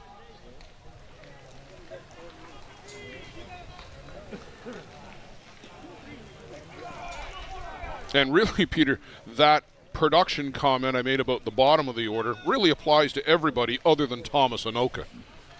Very true. And that is bounced through the hole, and that will set the table for the top of the shop. Shaw, a good bit of hitting there to get that between Pinto and Pannebecker. Well, he's been a 400 hitter a lot of the season. Zach Shaw, a member of the United States national team, and did not record a hit, by the way, at the World Cup, but has a key one here in the 5th. So back to the top of the shop for Migliavaca. Struck out looking in the first and popped up on a bunt attempt. And to Pannebecker for 1, to Galino beating it out is the speedy Teo Migliavaca. Hi, Pablo. Hope you're doing well. Teo Migliavaca narrowly avoiding grounding into a double play. You know you're fast when this occurs. And what I mean is, as a middle infield player, Blair, you can't do it any better than that. That's a perfect shovel. Galino with an excellent turn. He's got a rocket of an arm and still not quite in time. Blaine Milheim. Blaine other than Thomas Anoka, the only guy with a hit for... Oh, now Zach Shaw just got one as well, pardon me. But prior to that, it was Milheim and Thomas Anoka, the only hitters for the Drillers. Give any thought to starting Migliavaca in this spot on the right count? It's hard to say. It really is at this point. I'm torn. I've always liked to put guys in motion when I was coaching, but in a 2-1 ball game, do you really want to run yourself out to or into an out when you've only got precious few left? You've only got 7 outs here to play with. You do, but you still have 2, 3, 4 coming up in the next inning. Just a thought. Well, we'll see if Ron Hackett agrees. He's calling all the signals for the Drillers. The Team USA coach is in that third base coach's box for NorthEast Drillers. This would be the count I would do it on if I was going to do it. I wouldn't mind a hit and run here. Absolutely. But that's harder with 2 outs too. Well, on the move and not throwing is Burt.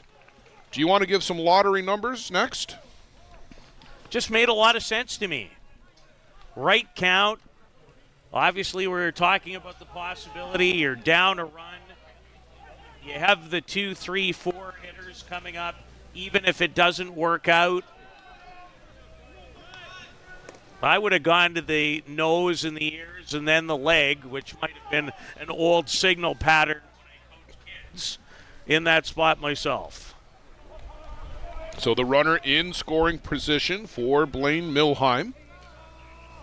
Mr. Consistent here this week for the Drillers. Ready to put down the bat. He was headed for first, wasn't he? But a called strike. Blaine's had an excellent week. Another hit in this game. I believe he's had a hit in every single game he's played. At least that's what I have him down for. 3 multi-hit games as well. Full count on Blaine Milheim.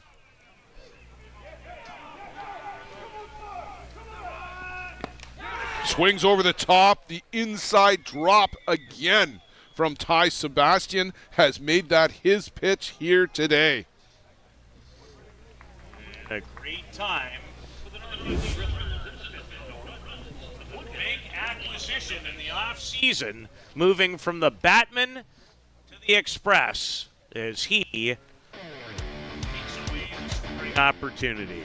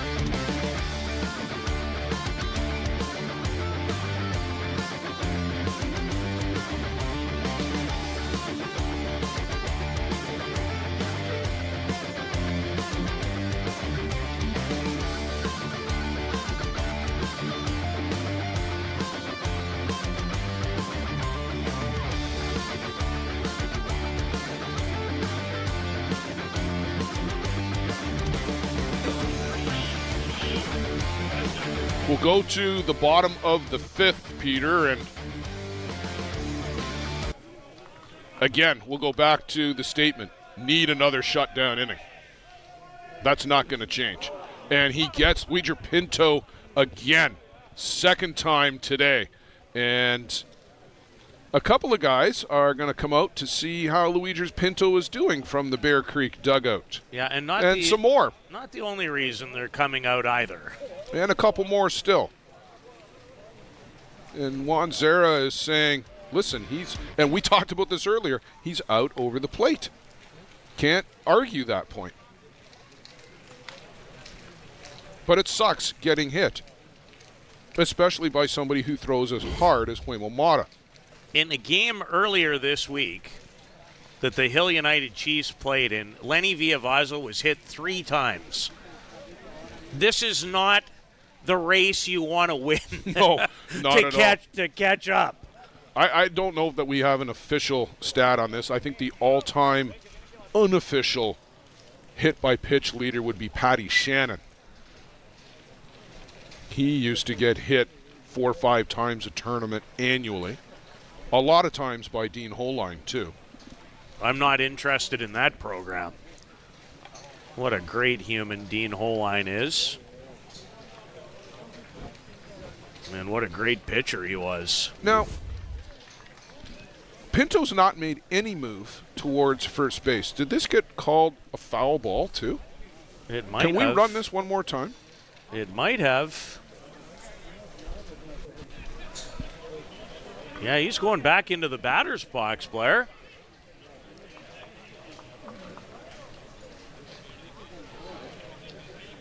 Well, that's definitely off the elbow.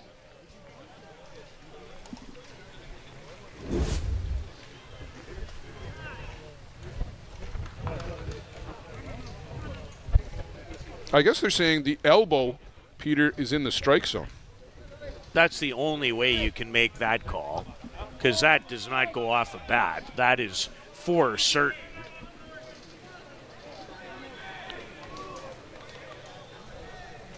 It's ball 1.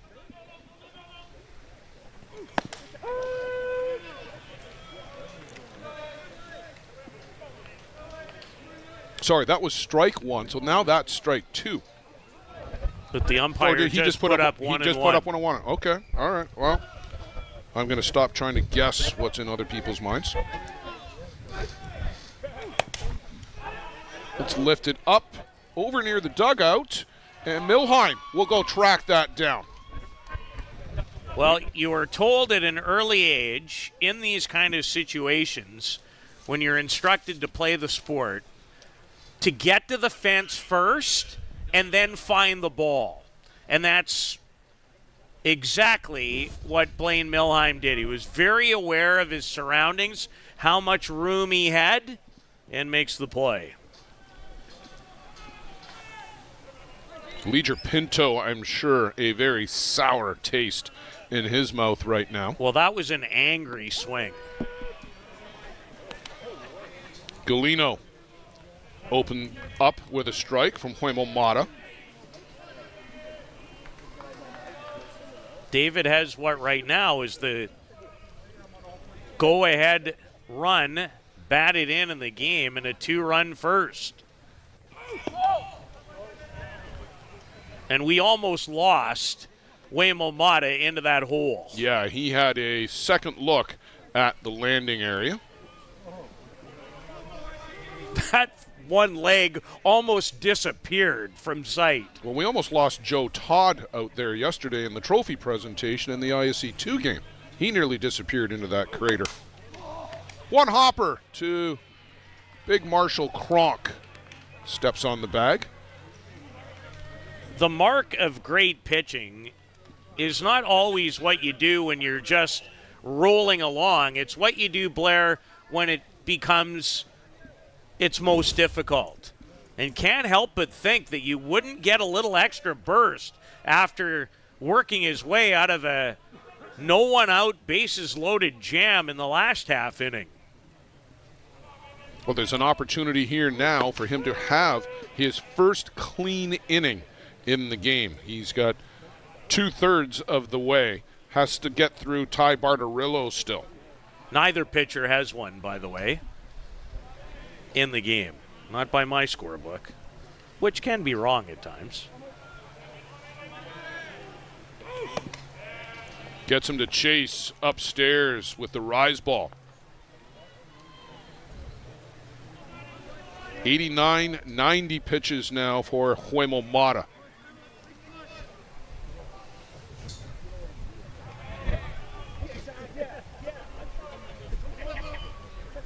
Up and in here. Well, went down and in, but not really the pitch that he wanted to deliver. And again, he's going to do some landscaping. And it's not that he's filling that in. He's actually kicking the loose dirt out of the hole. Because what you're looking for is a stable landing. You don't want that landing foot to slip.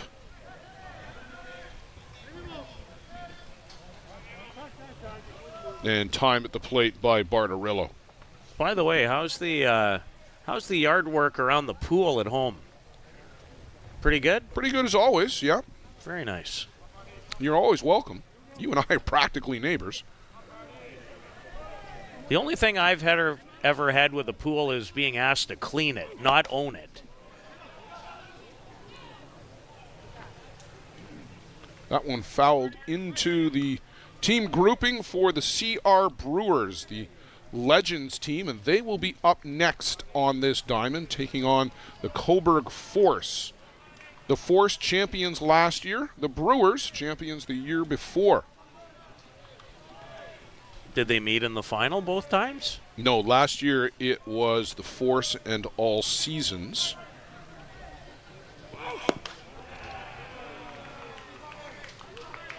Well, Bartarillo is making Mata work for a 1-2-3 fifth inning. You would expect nothing less from Ty Bartarillo as well. Been around the game a long time and a professional hitter. I think he's 41 now. That one misses down. Full count to Bartarillo here in the fifth.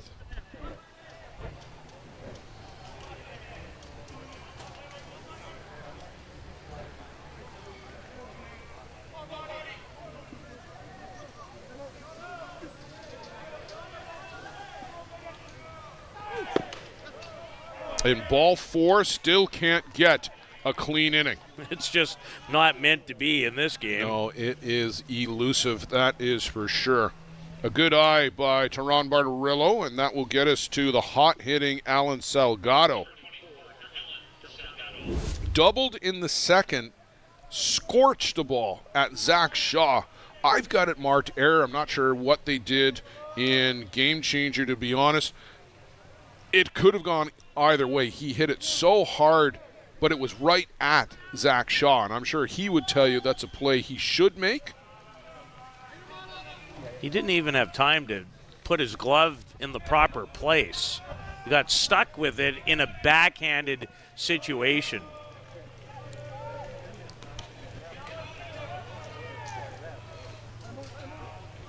Well, they went 1 for 2 in Game Changer because I'm seeing him come up as that being the stat line. So they called it an error. They then. would have called it an error as well.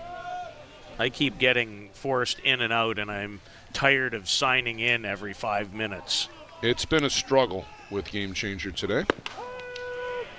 Today? Strike on the outside corner.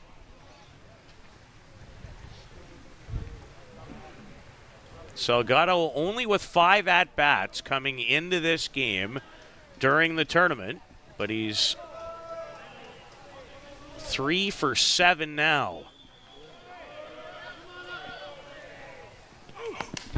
Fouls this one straight back to the screen. Alan Salgado has been swinging the bat so well for this Express team when given the opportunity, that being the qualifier.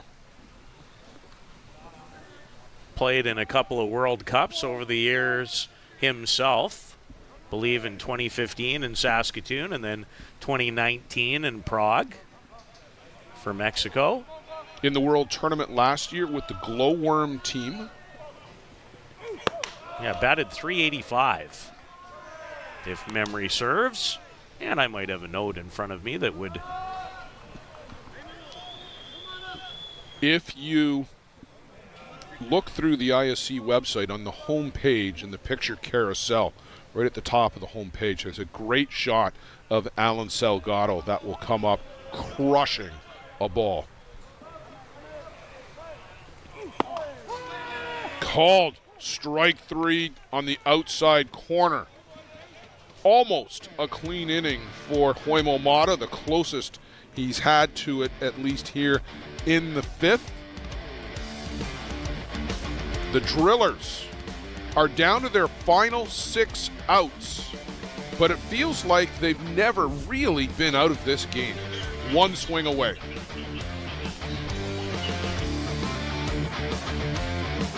Welcome to Mont Hill Golf and Country Club. With our beautiful 27-hole golf course open to the public, we work tirelessly to ensure your time with us is second to none. Well, here you'll be able to enjoy an incredible dining experience at our very own Big Pete's Steakhouse. Play some of the best courses in the world with our state-of-the-art golf simulators. Upgrade your gear with the top brands at our pro shop, or host a stunning wedding, event, or conference inside one of our beautiful ballrooms. Learn all this and more at monthill.ca. We can't wait to see you soon.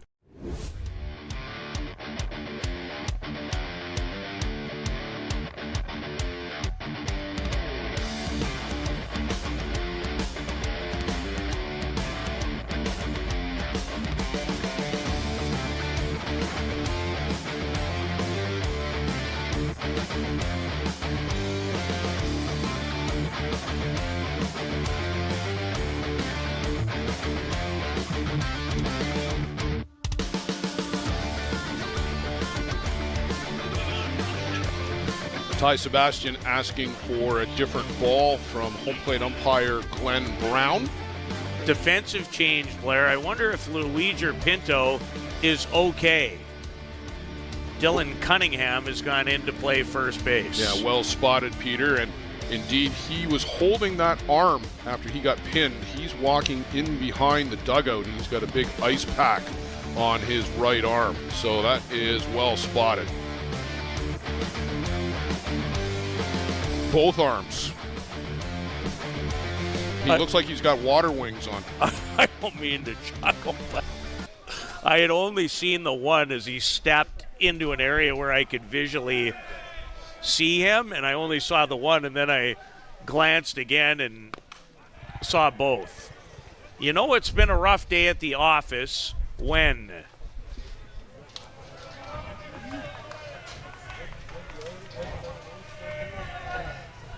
Riley Macchia at the plate, and you just pitch around him, Peter. You don't want to put the tying run on base, but he's already in scoring position. He is. And I think one of the reasons people have felt that he's been so hot recently is due to a pair of 2 home run games, one at the World Cup and then one against Team Marquez at the men's major championship in Oklahoma City. And the throw, they got him on the tag. The throw from Galeno, of all people, took Dylan Cunningham away from the bag. Macchia tried to run coming out of the box, and it was just a non-starter. And then tried to deke around Cunningham. Got halfway around him, but Dylan able to reach back and put the tag on him. Isn't it crazy how many times as a defensive substitution the ball finds you in a hurry? That was a great recovery by Cunningham to spin and put the tag on for the first out. It was, and Riley Macchia back to the dugout and clearly nowhere near full capacity. Pitterona and Michael Holobradic, who's been up a couple of times. In fact, they both have. At one point a few innings ago, they were throwing to one another. One guy would be the catcher, and then it switched. Zera at the plate. Back to Sebastian in the first, and then down on strikes in the fourth. And inside to Juan Zera. He almost walked right into that.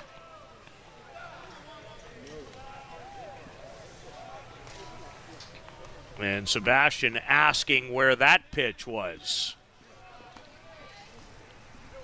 Well, Zara not quite as egregious as some in getting out over the plate, but when he leans, he's out there.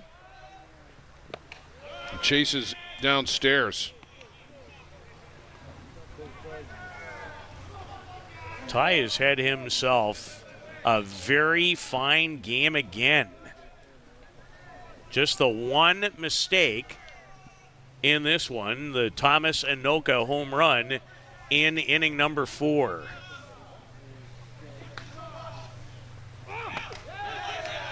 And again, buries it inside under the hands, and Zara foul tip right into the glove of Jack Burt. And that pitch has been absolutely miserable for right-handed hitters in this game to deal with. Look at that. You cannot touch that pitch as a right-handed batter. It's impossible to hit that. Impossible in that location. What a great pitch. Cam Schiller.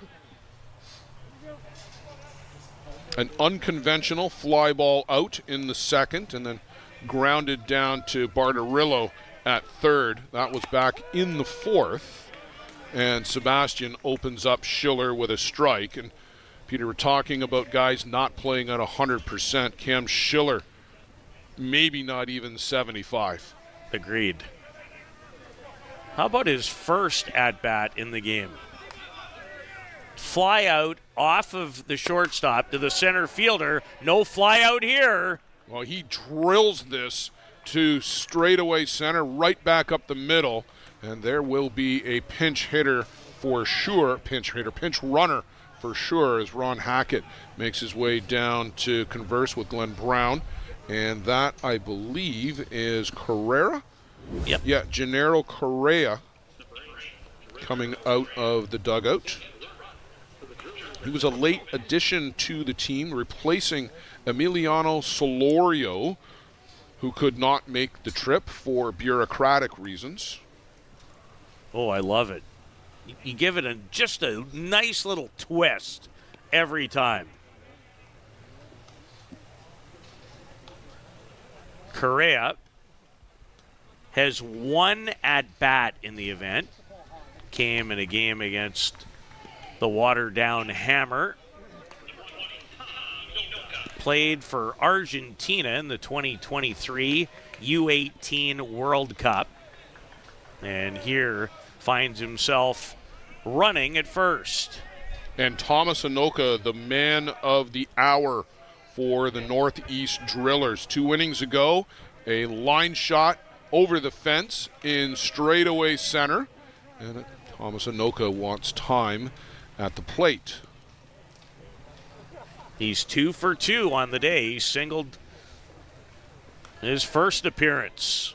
Sebastian about to hit 80 pitches here with this delivery. And inside to Thomas Anoka. Tried to bury that under the hands. And he's lived there a lot of this afternoon, especially to righties.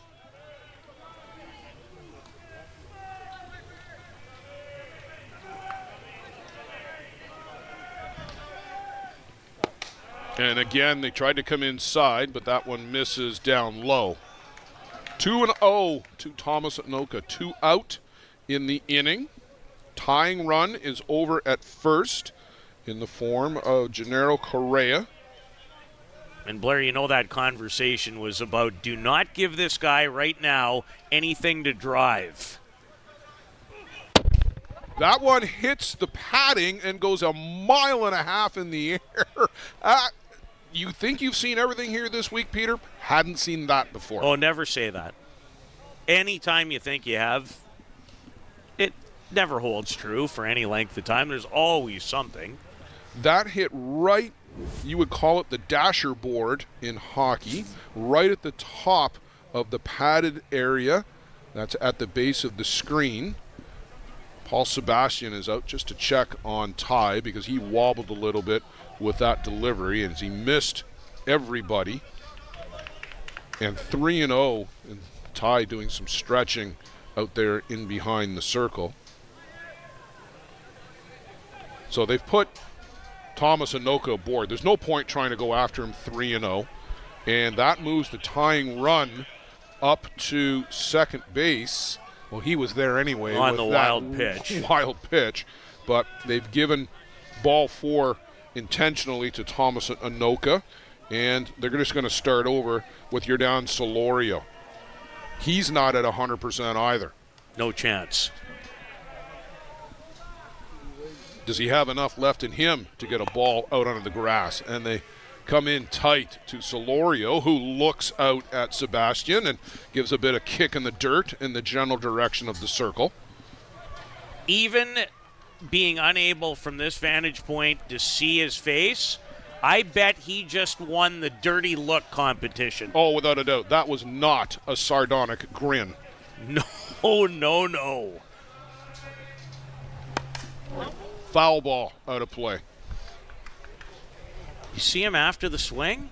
It's like he wanted to go right out and get him. Took a couple of steps up right at Ty Sebastian, who's wiping off the brow and the glasses. You know who used to do that little two-step after an inside pitch like that was Ben Anoka. Still does it. Just like, I'm here. You're not going to move me back.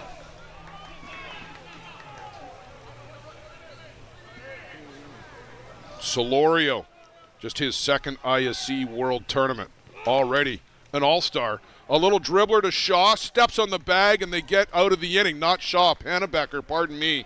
Cody Panebecker ranges to his right and gets the express out of the inning. And again, where was the pitch? In on the hands. He fought it off, but unable to drive it through. And it remains 2-1 for the Bear Creek Express.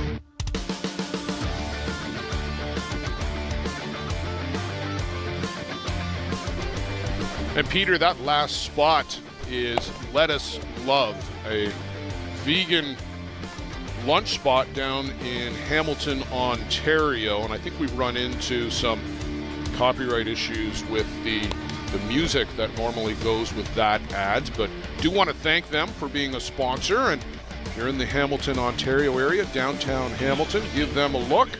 Those bowls certainly look really good. Oh, I could crush one of those right now. You and me both. I wasn't at the chef with you guys this morning at breakfast. Happy Chef, longtime Fastpitch sponsor, had a lot of success at the top level of the game. Did not win an ISC World Tournament, but talking to Les Novak the other night, and he was there for breakfast this morning too. Panebecker, first pitch, and that's fouled down left side to Blaine Milheim. It was Panebecker who got Ty Sebastian out of that tight jam in the top of the sixth. And Peter, maybe that might have been the last look for the Drillers as we'll go to the seventh here following the bottom of the sixth. And the Express would dearly love to add to this one-run lead. Yeah, the Drillers, in case you're wondering, Kronk, Shaw, and top of the order, Migliavaca due up right now in the seventh. Huimomata has just crossed into 102 pitches on the game. That one misses downstairs to Panabecker. Hit by a pitch in the second and then walked in the fourth, so no official at bats for Cody here in this one. But he has been a spark plug all week for this Bear Creek team. Somebody said maybe the MVP of the week for Bear Creek, although I think you're maybe overlooking Ty Sebastian with that statement. But the offensive MVP, quite possibly. Well, when he's made contact, it's mattered. 4 hits, 3 of them home runs, and had homered in the last 2 games prior to this one. This one is going to be fouled back out of play.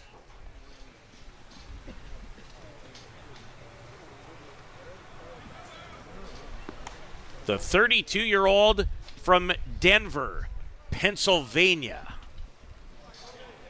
Cody Panabecker.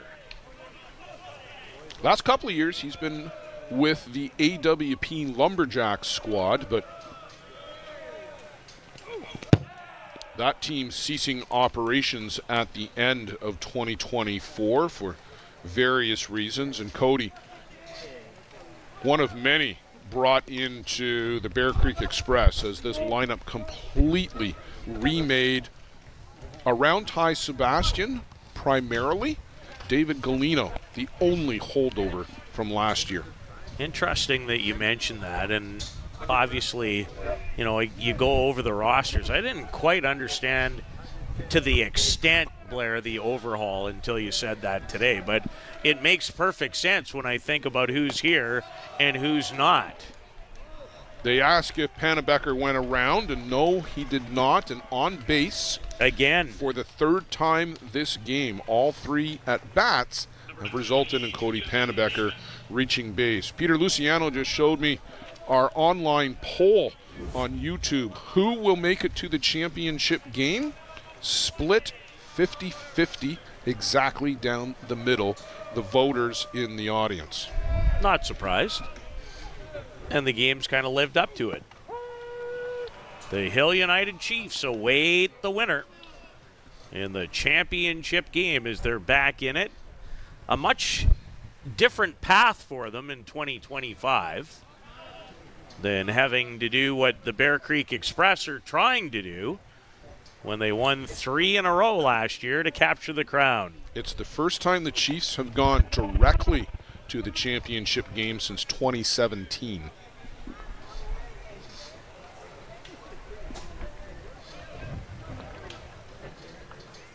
I know they were slated to practice as they have each and every game day morning. Even on the off day, they practiced.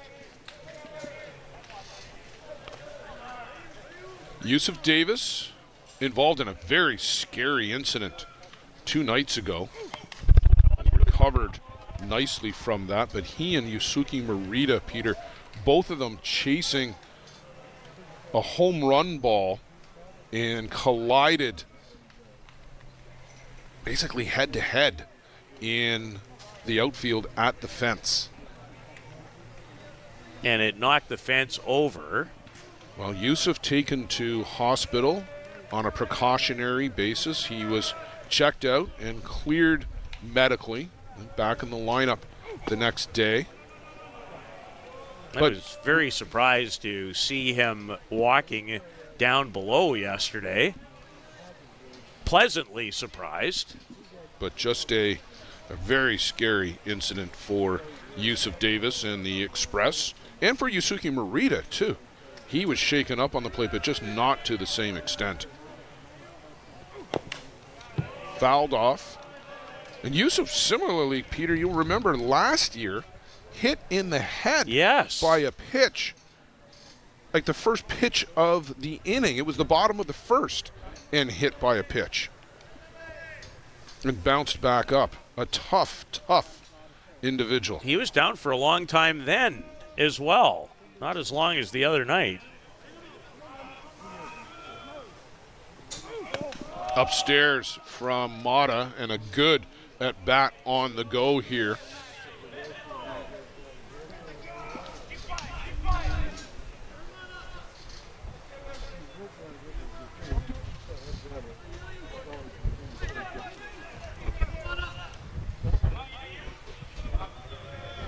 Long look in from Hoimomata for the sign, and Davis patiently waggles the bat.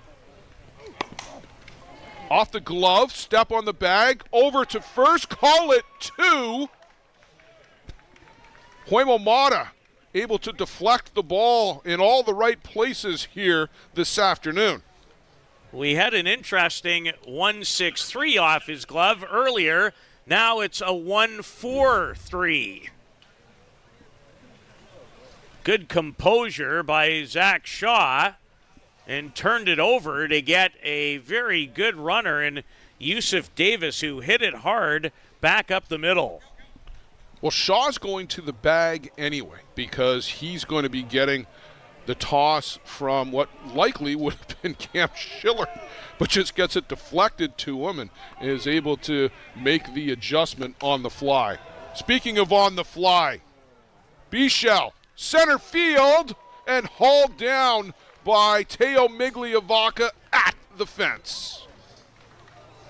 Callum Bichelle, who homered earlier today in the win over STK, almost provided the Express with some insurance.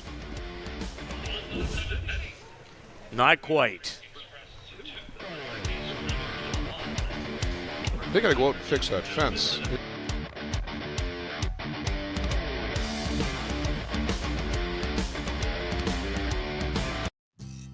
A metal roof lasts a lifetime.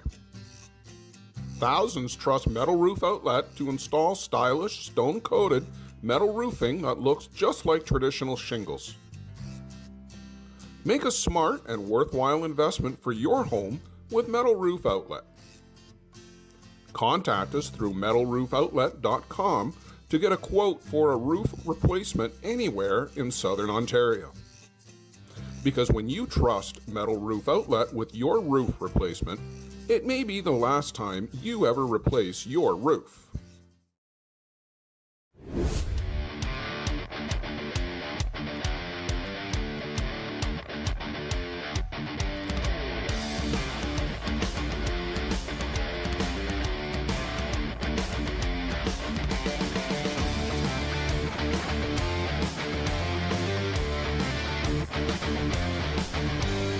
Marshall Cronk, Zach Shaw, Teo Migliavaca for the NorthEast Drillers. Peter, somebody's got to get on for the top of the shop. Well, you don't have any options left. This is the 7th, trailing by a run.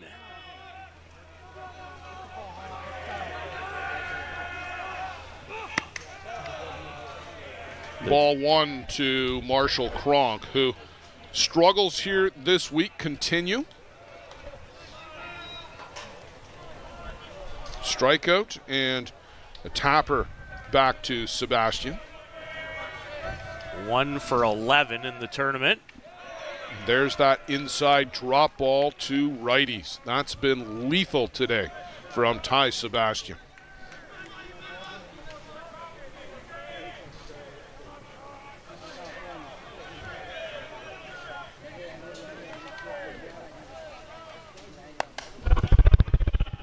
Right back to the screen. And I've heard the NorthEast Drillers bench a lot louder than they are today, Peter. And I don't understand the lack of emotional intensity. And it's not just the Drillers, it's both sides. This has been a real quiet affair. It's like it's a Tuesday night league game. It has that feel to it. I agree with you. Things got a little heated when Pinto got hit for the second time. But beyond that, there's really just been, that was a little bit of noise from the Drillers bench there, but Compare that to what we heard in the winners bracket final last night, or in so many games here. I take you back to the Ostrander game too. These guys were in full throat. Downstairs to Cronk, and a full count opening up the 7th. Boy, this would be quite a time for him to deliver a hit. His only one came in their first game of the tournament.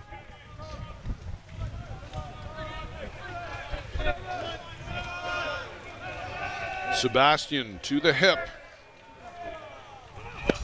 And inside, down low, ball 4. A walk to Kronk, and maybe the biggest walk of the tournament for Marshall Kronk. And Gonzalo Masmu is going to come in to run for him, as we would have most certainly expected from Ron Hackett.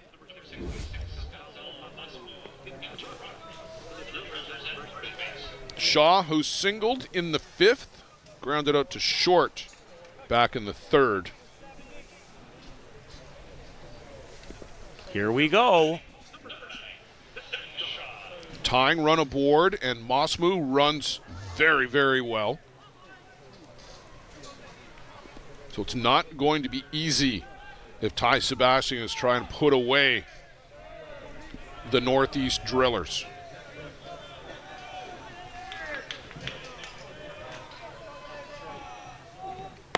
Chases upstairs. Big rise ball.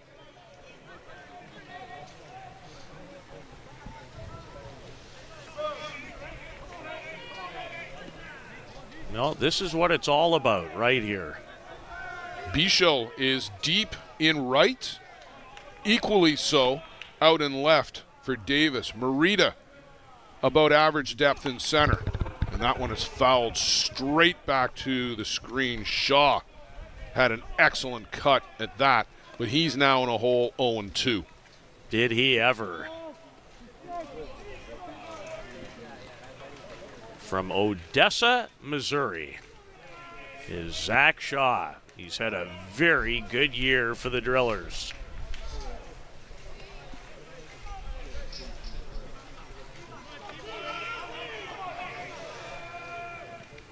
Chases the rise ball upstairs. A big strikeout for Ty Sebastian to get Zach Shaw. Teo Migliavaca reached on a fielder's choice in the 5th when he legged out the back end of a double play attempt by the Express.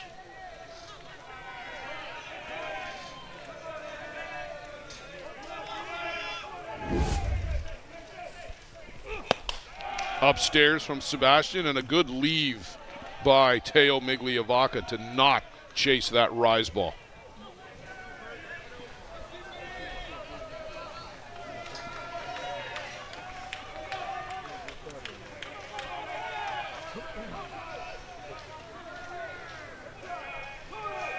Sebastian again sets. That's going to go foul down the left side into the fence. This is always the guy in this lineup, and I know they have great hitters in this lineup, but if I was involved and on the other team, this guy might make me the most nervous to deal with in a big situation. And I know they have great hitters everywhere. They've got great hitters everywhere. And it might come down to Riley Makia if Migliavaca or Milheim can get on base. Chases the rise ball this time underneath. 1 ball, 2 strikes to Teo Migliavaca. So one of the trends is the rise up and in to the lefties, and under the hands, the drop ball to right-handed batters. Yeah, I've got to think he's going to come back with the rise ball again here. Got a little too much of the strike zone with that one. Left that in the zone. But it's exactly what you predicted would happen. It's on pattern. Sebastian looking for the count. It remains 1 ball and 2 strikes to Teo Migliavaca.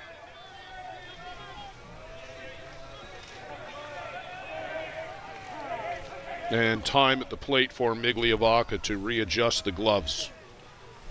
Just throwing off the rhythm for Sebastian. I don't think that's going to bother Ty an iota.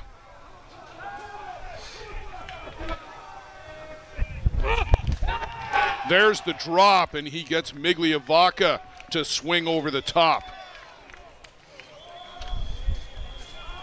Bear Creek Express, and out away from a date in the ISC World Tournament Championship Game.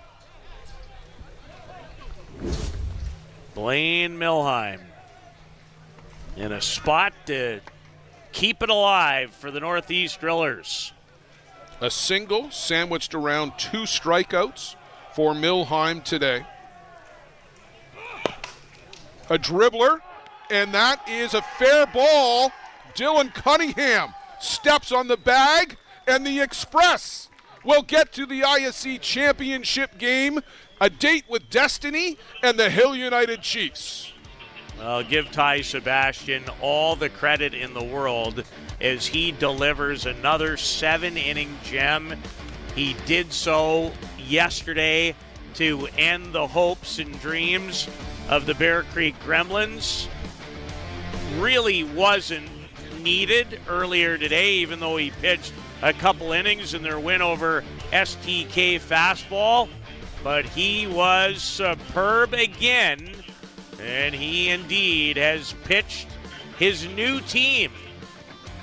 A huge off-season acquisition, Blair. You mentioned they kind of built it around him. They gave him the keys to the car, and he's driven it into the ISC World Tournament final. An outstanding effort by Sebastian. Don't overlook the hitting by this team early in the game from Luigi Pinto and David Galino, driving in runs in the first, and Sebastian making that stand up the entire way. Peter, an outstanding ball game here in the third place game. We're going to put the ISC on pause for one game to allow Bear Creek to collect themselves. We're going to bring you the Legends Championship coming up. Coburg Force and the CR Brewers. Joe Todd and I will have that one for you. And then Peter will be back with the three of us for the World Tournament Championship Game, round about 5:30-ish Central Time.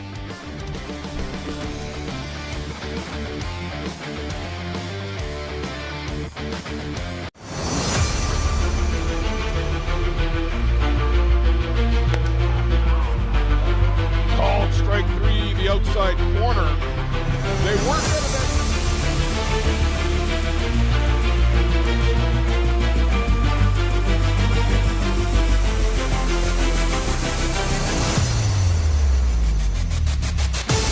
Yeah. High in the air, Viavazo comes to get it, and the Chiefs are back to the top of the mountain. The gloves fly. The celebration is underway.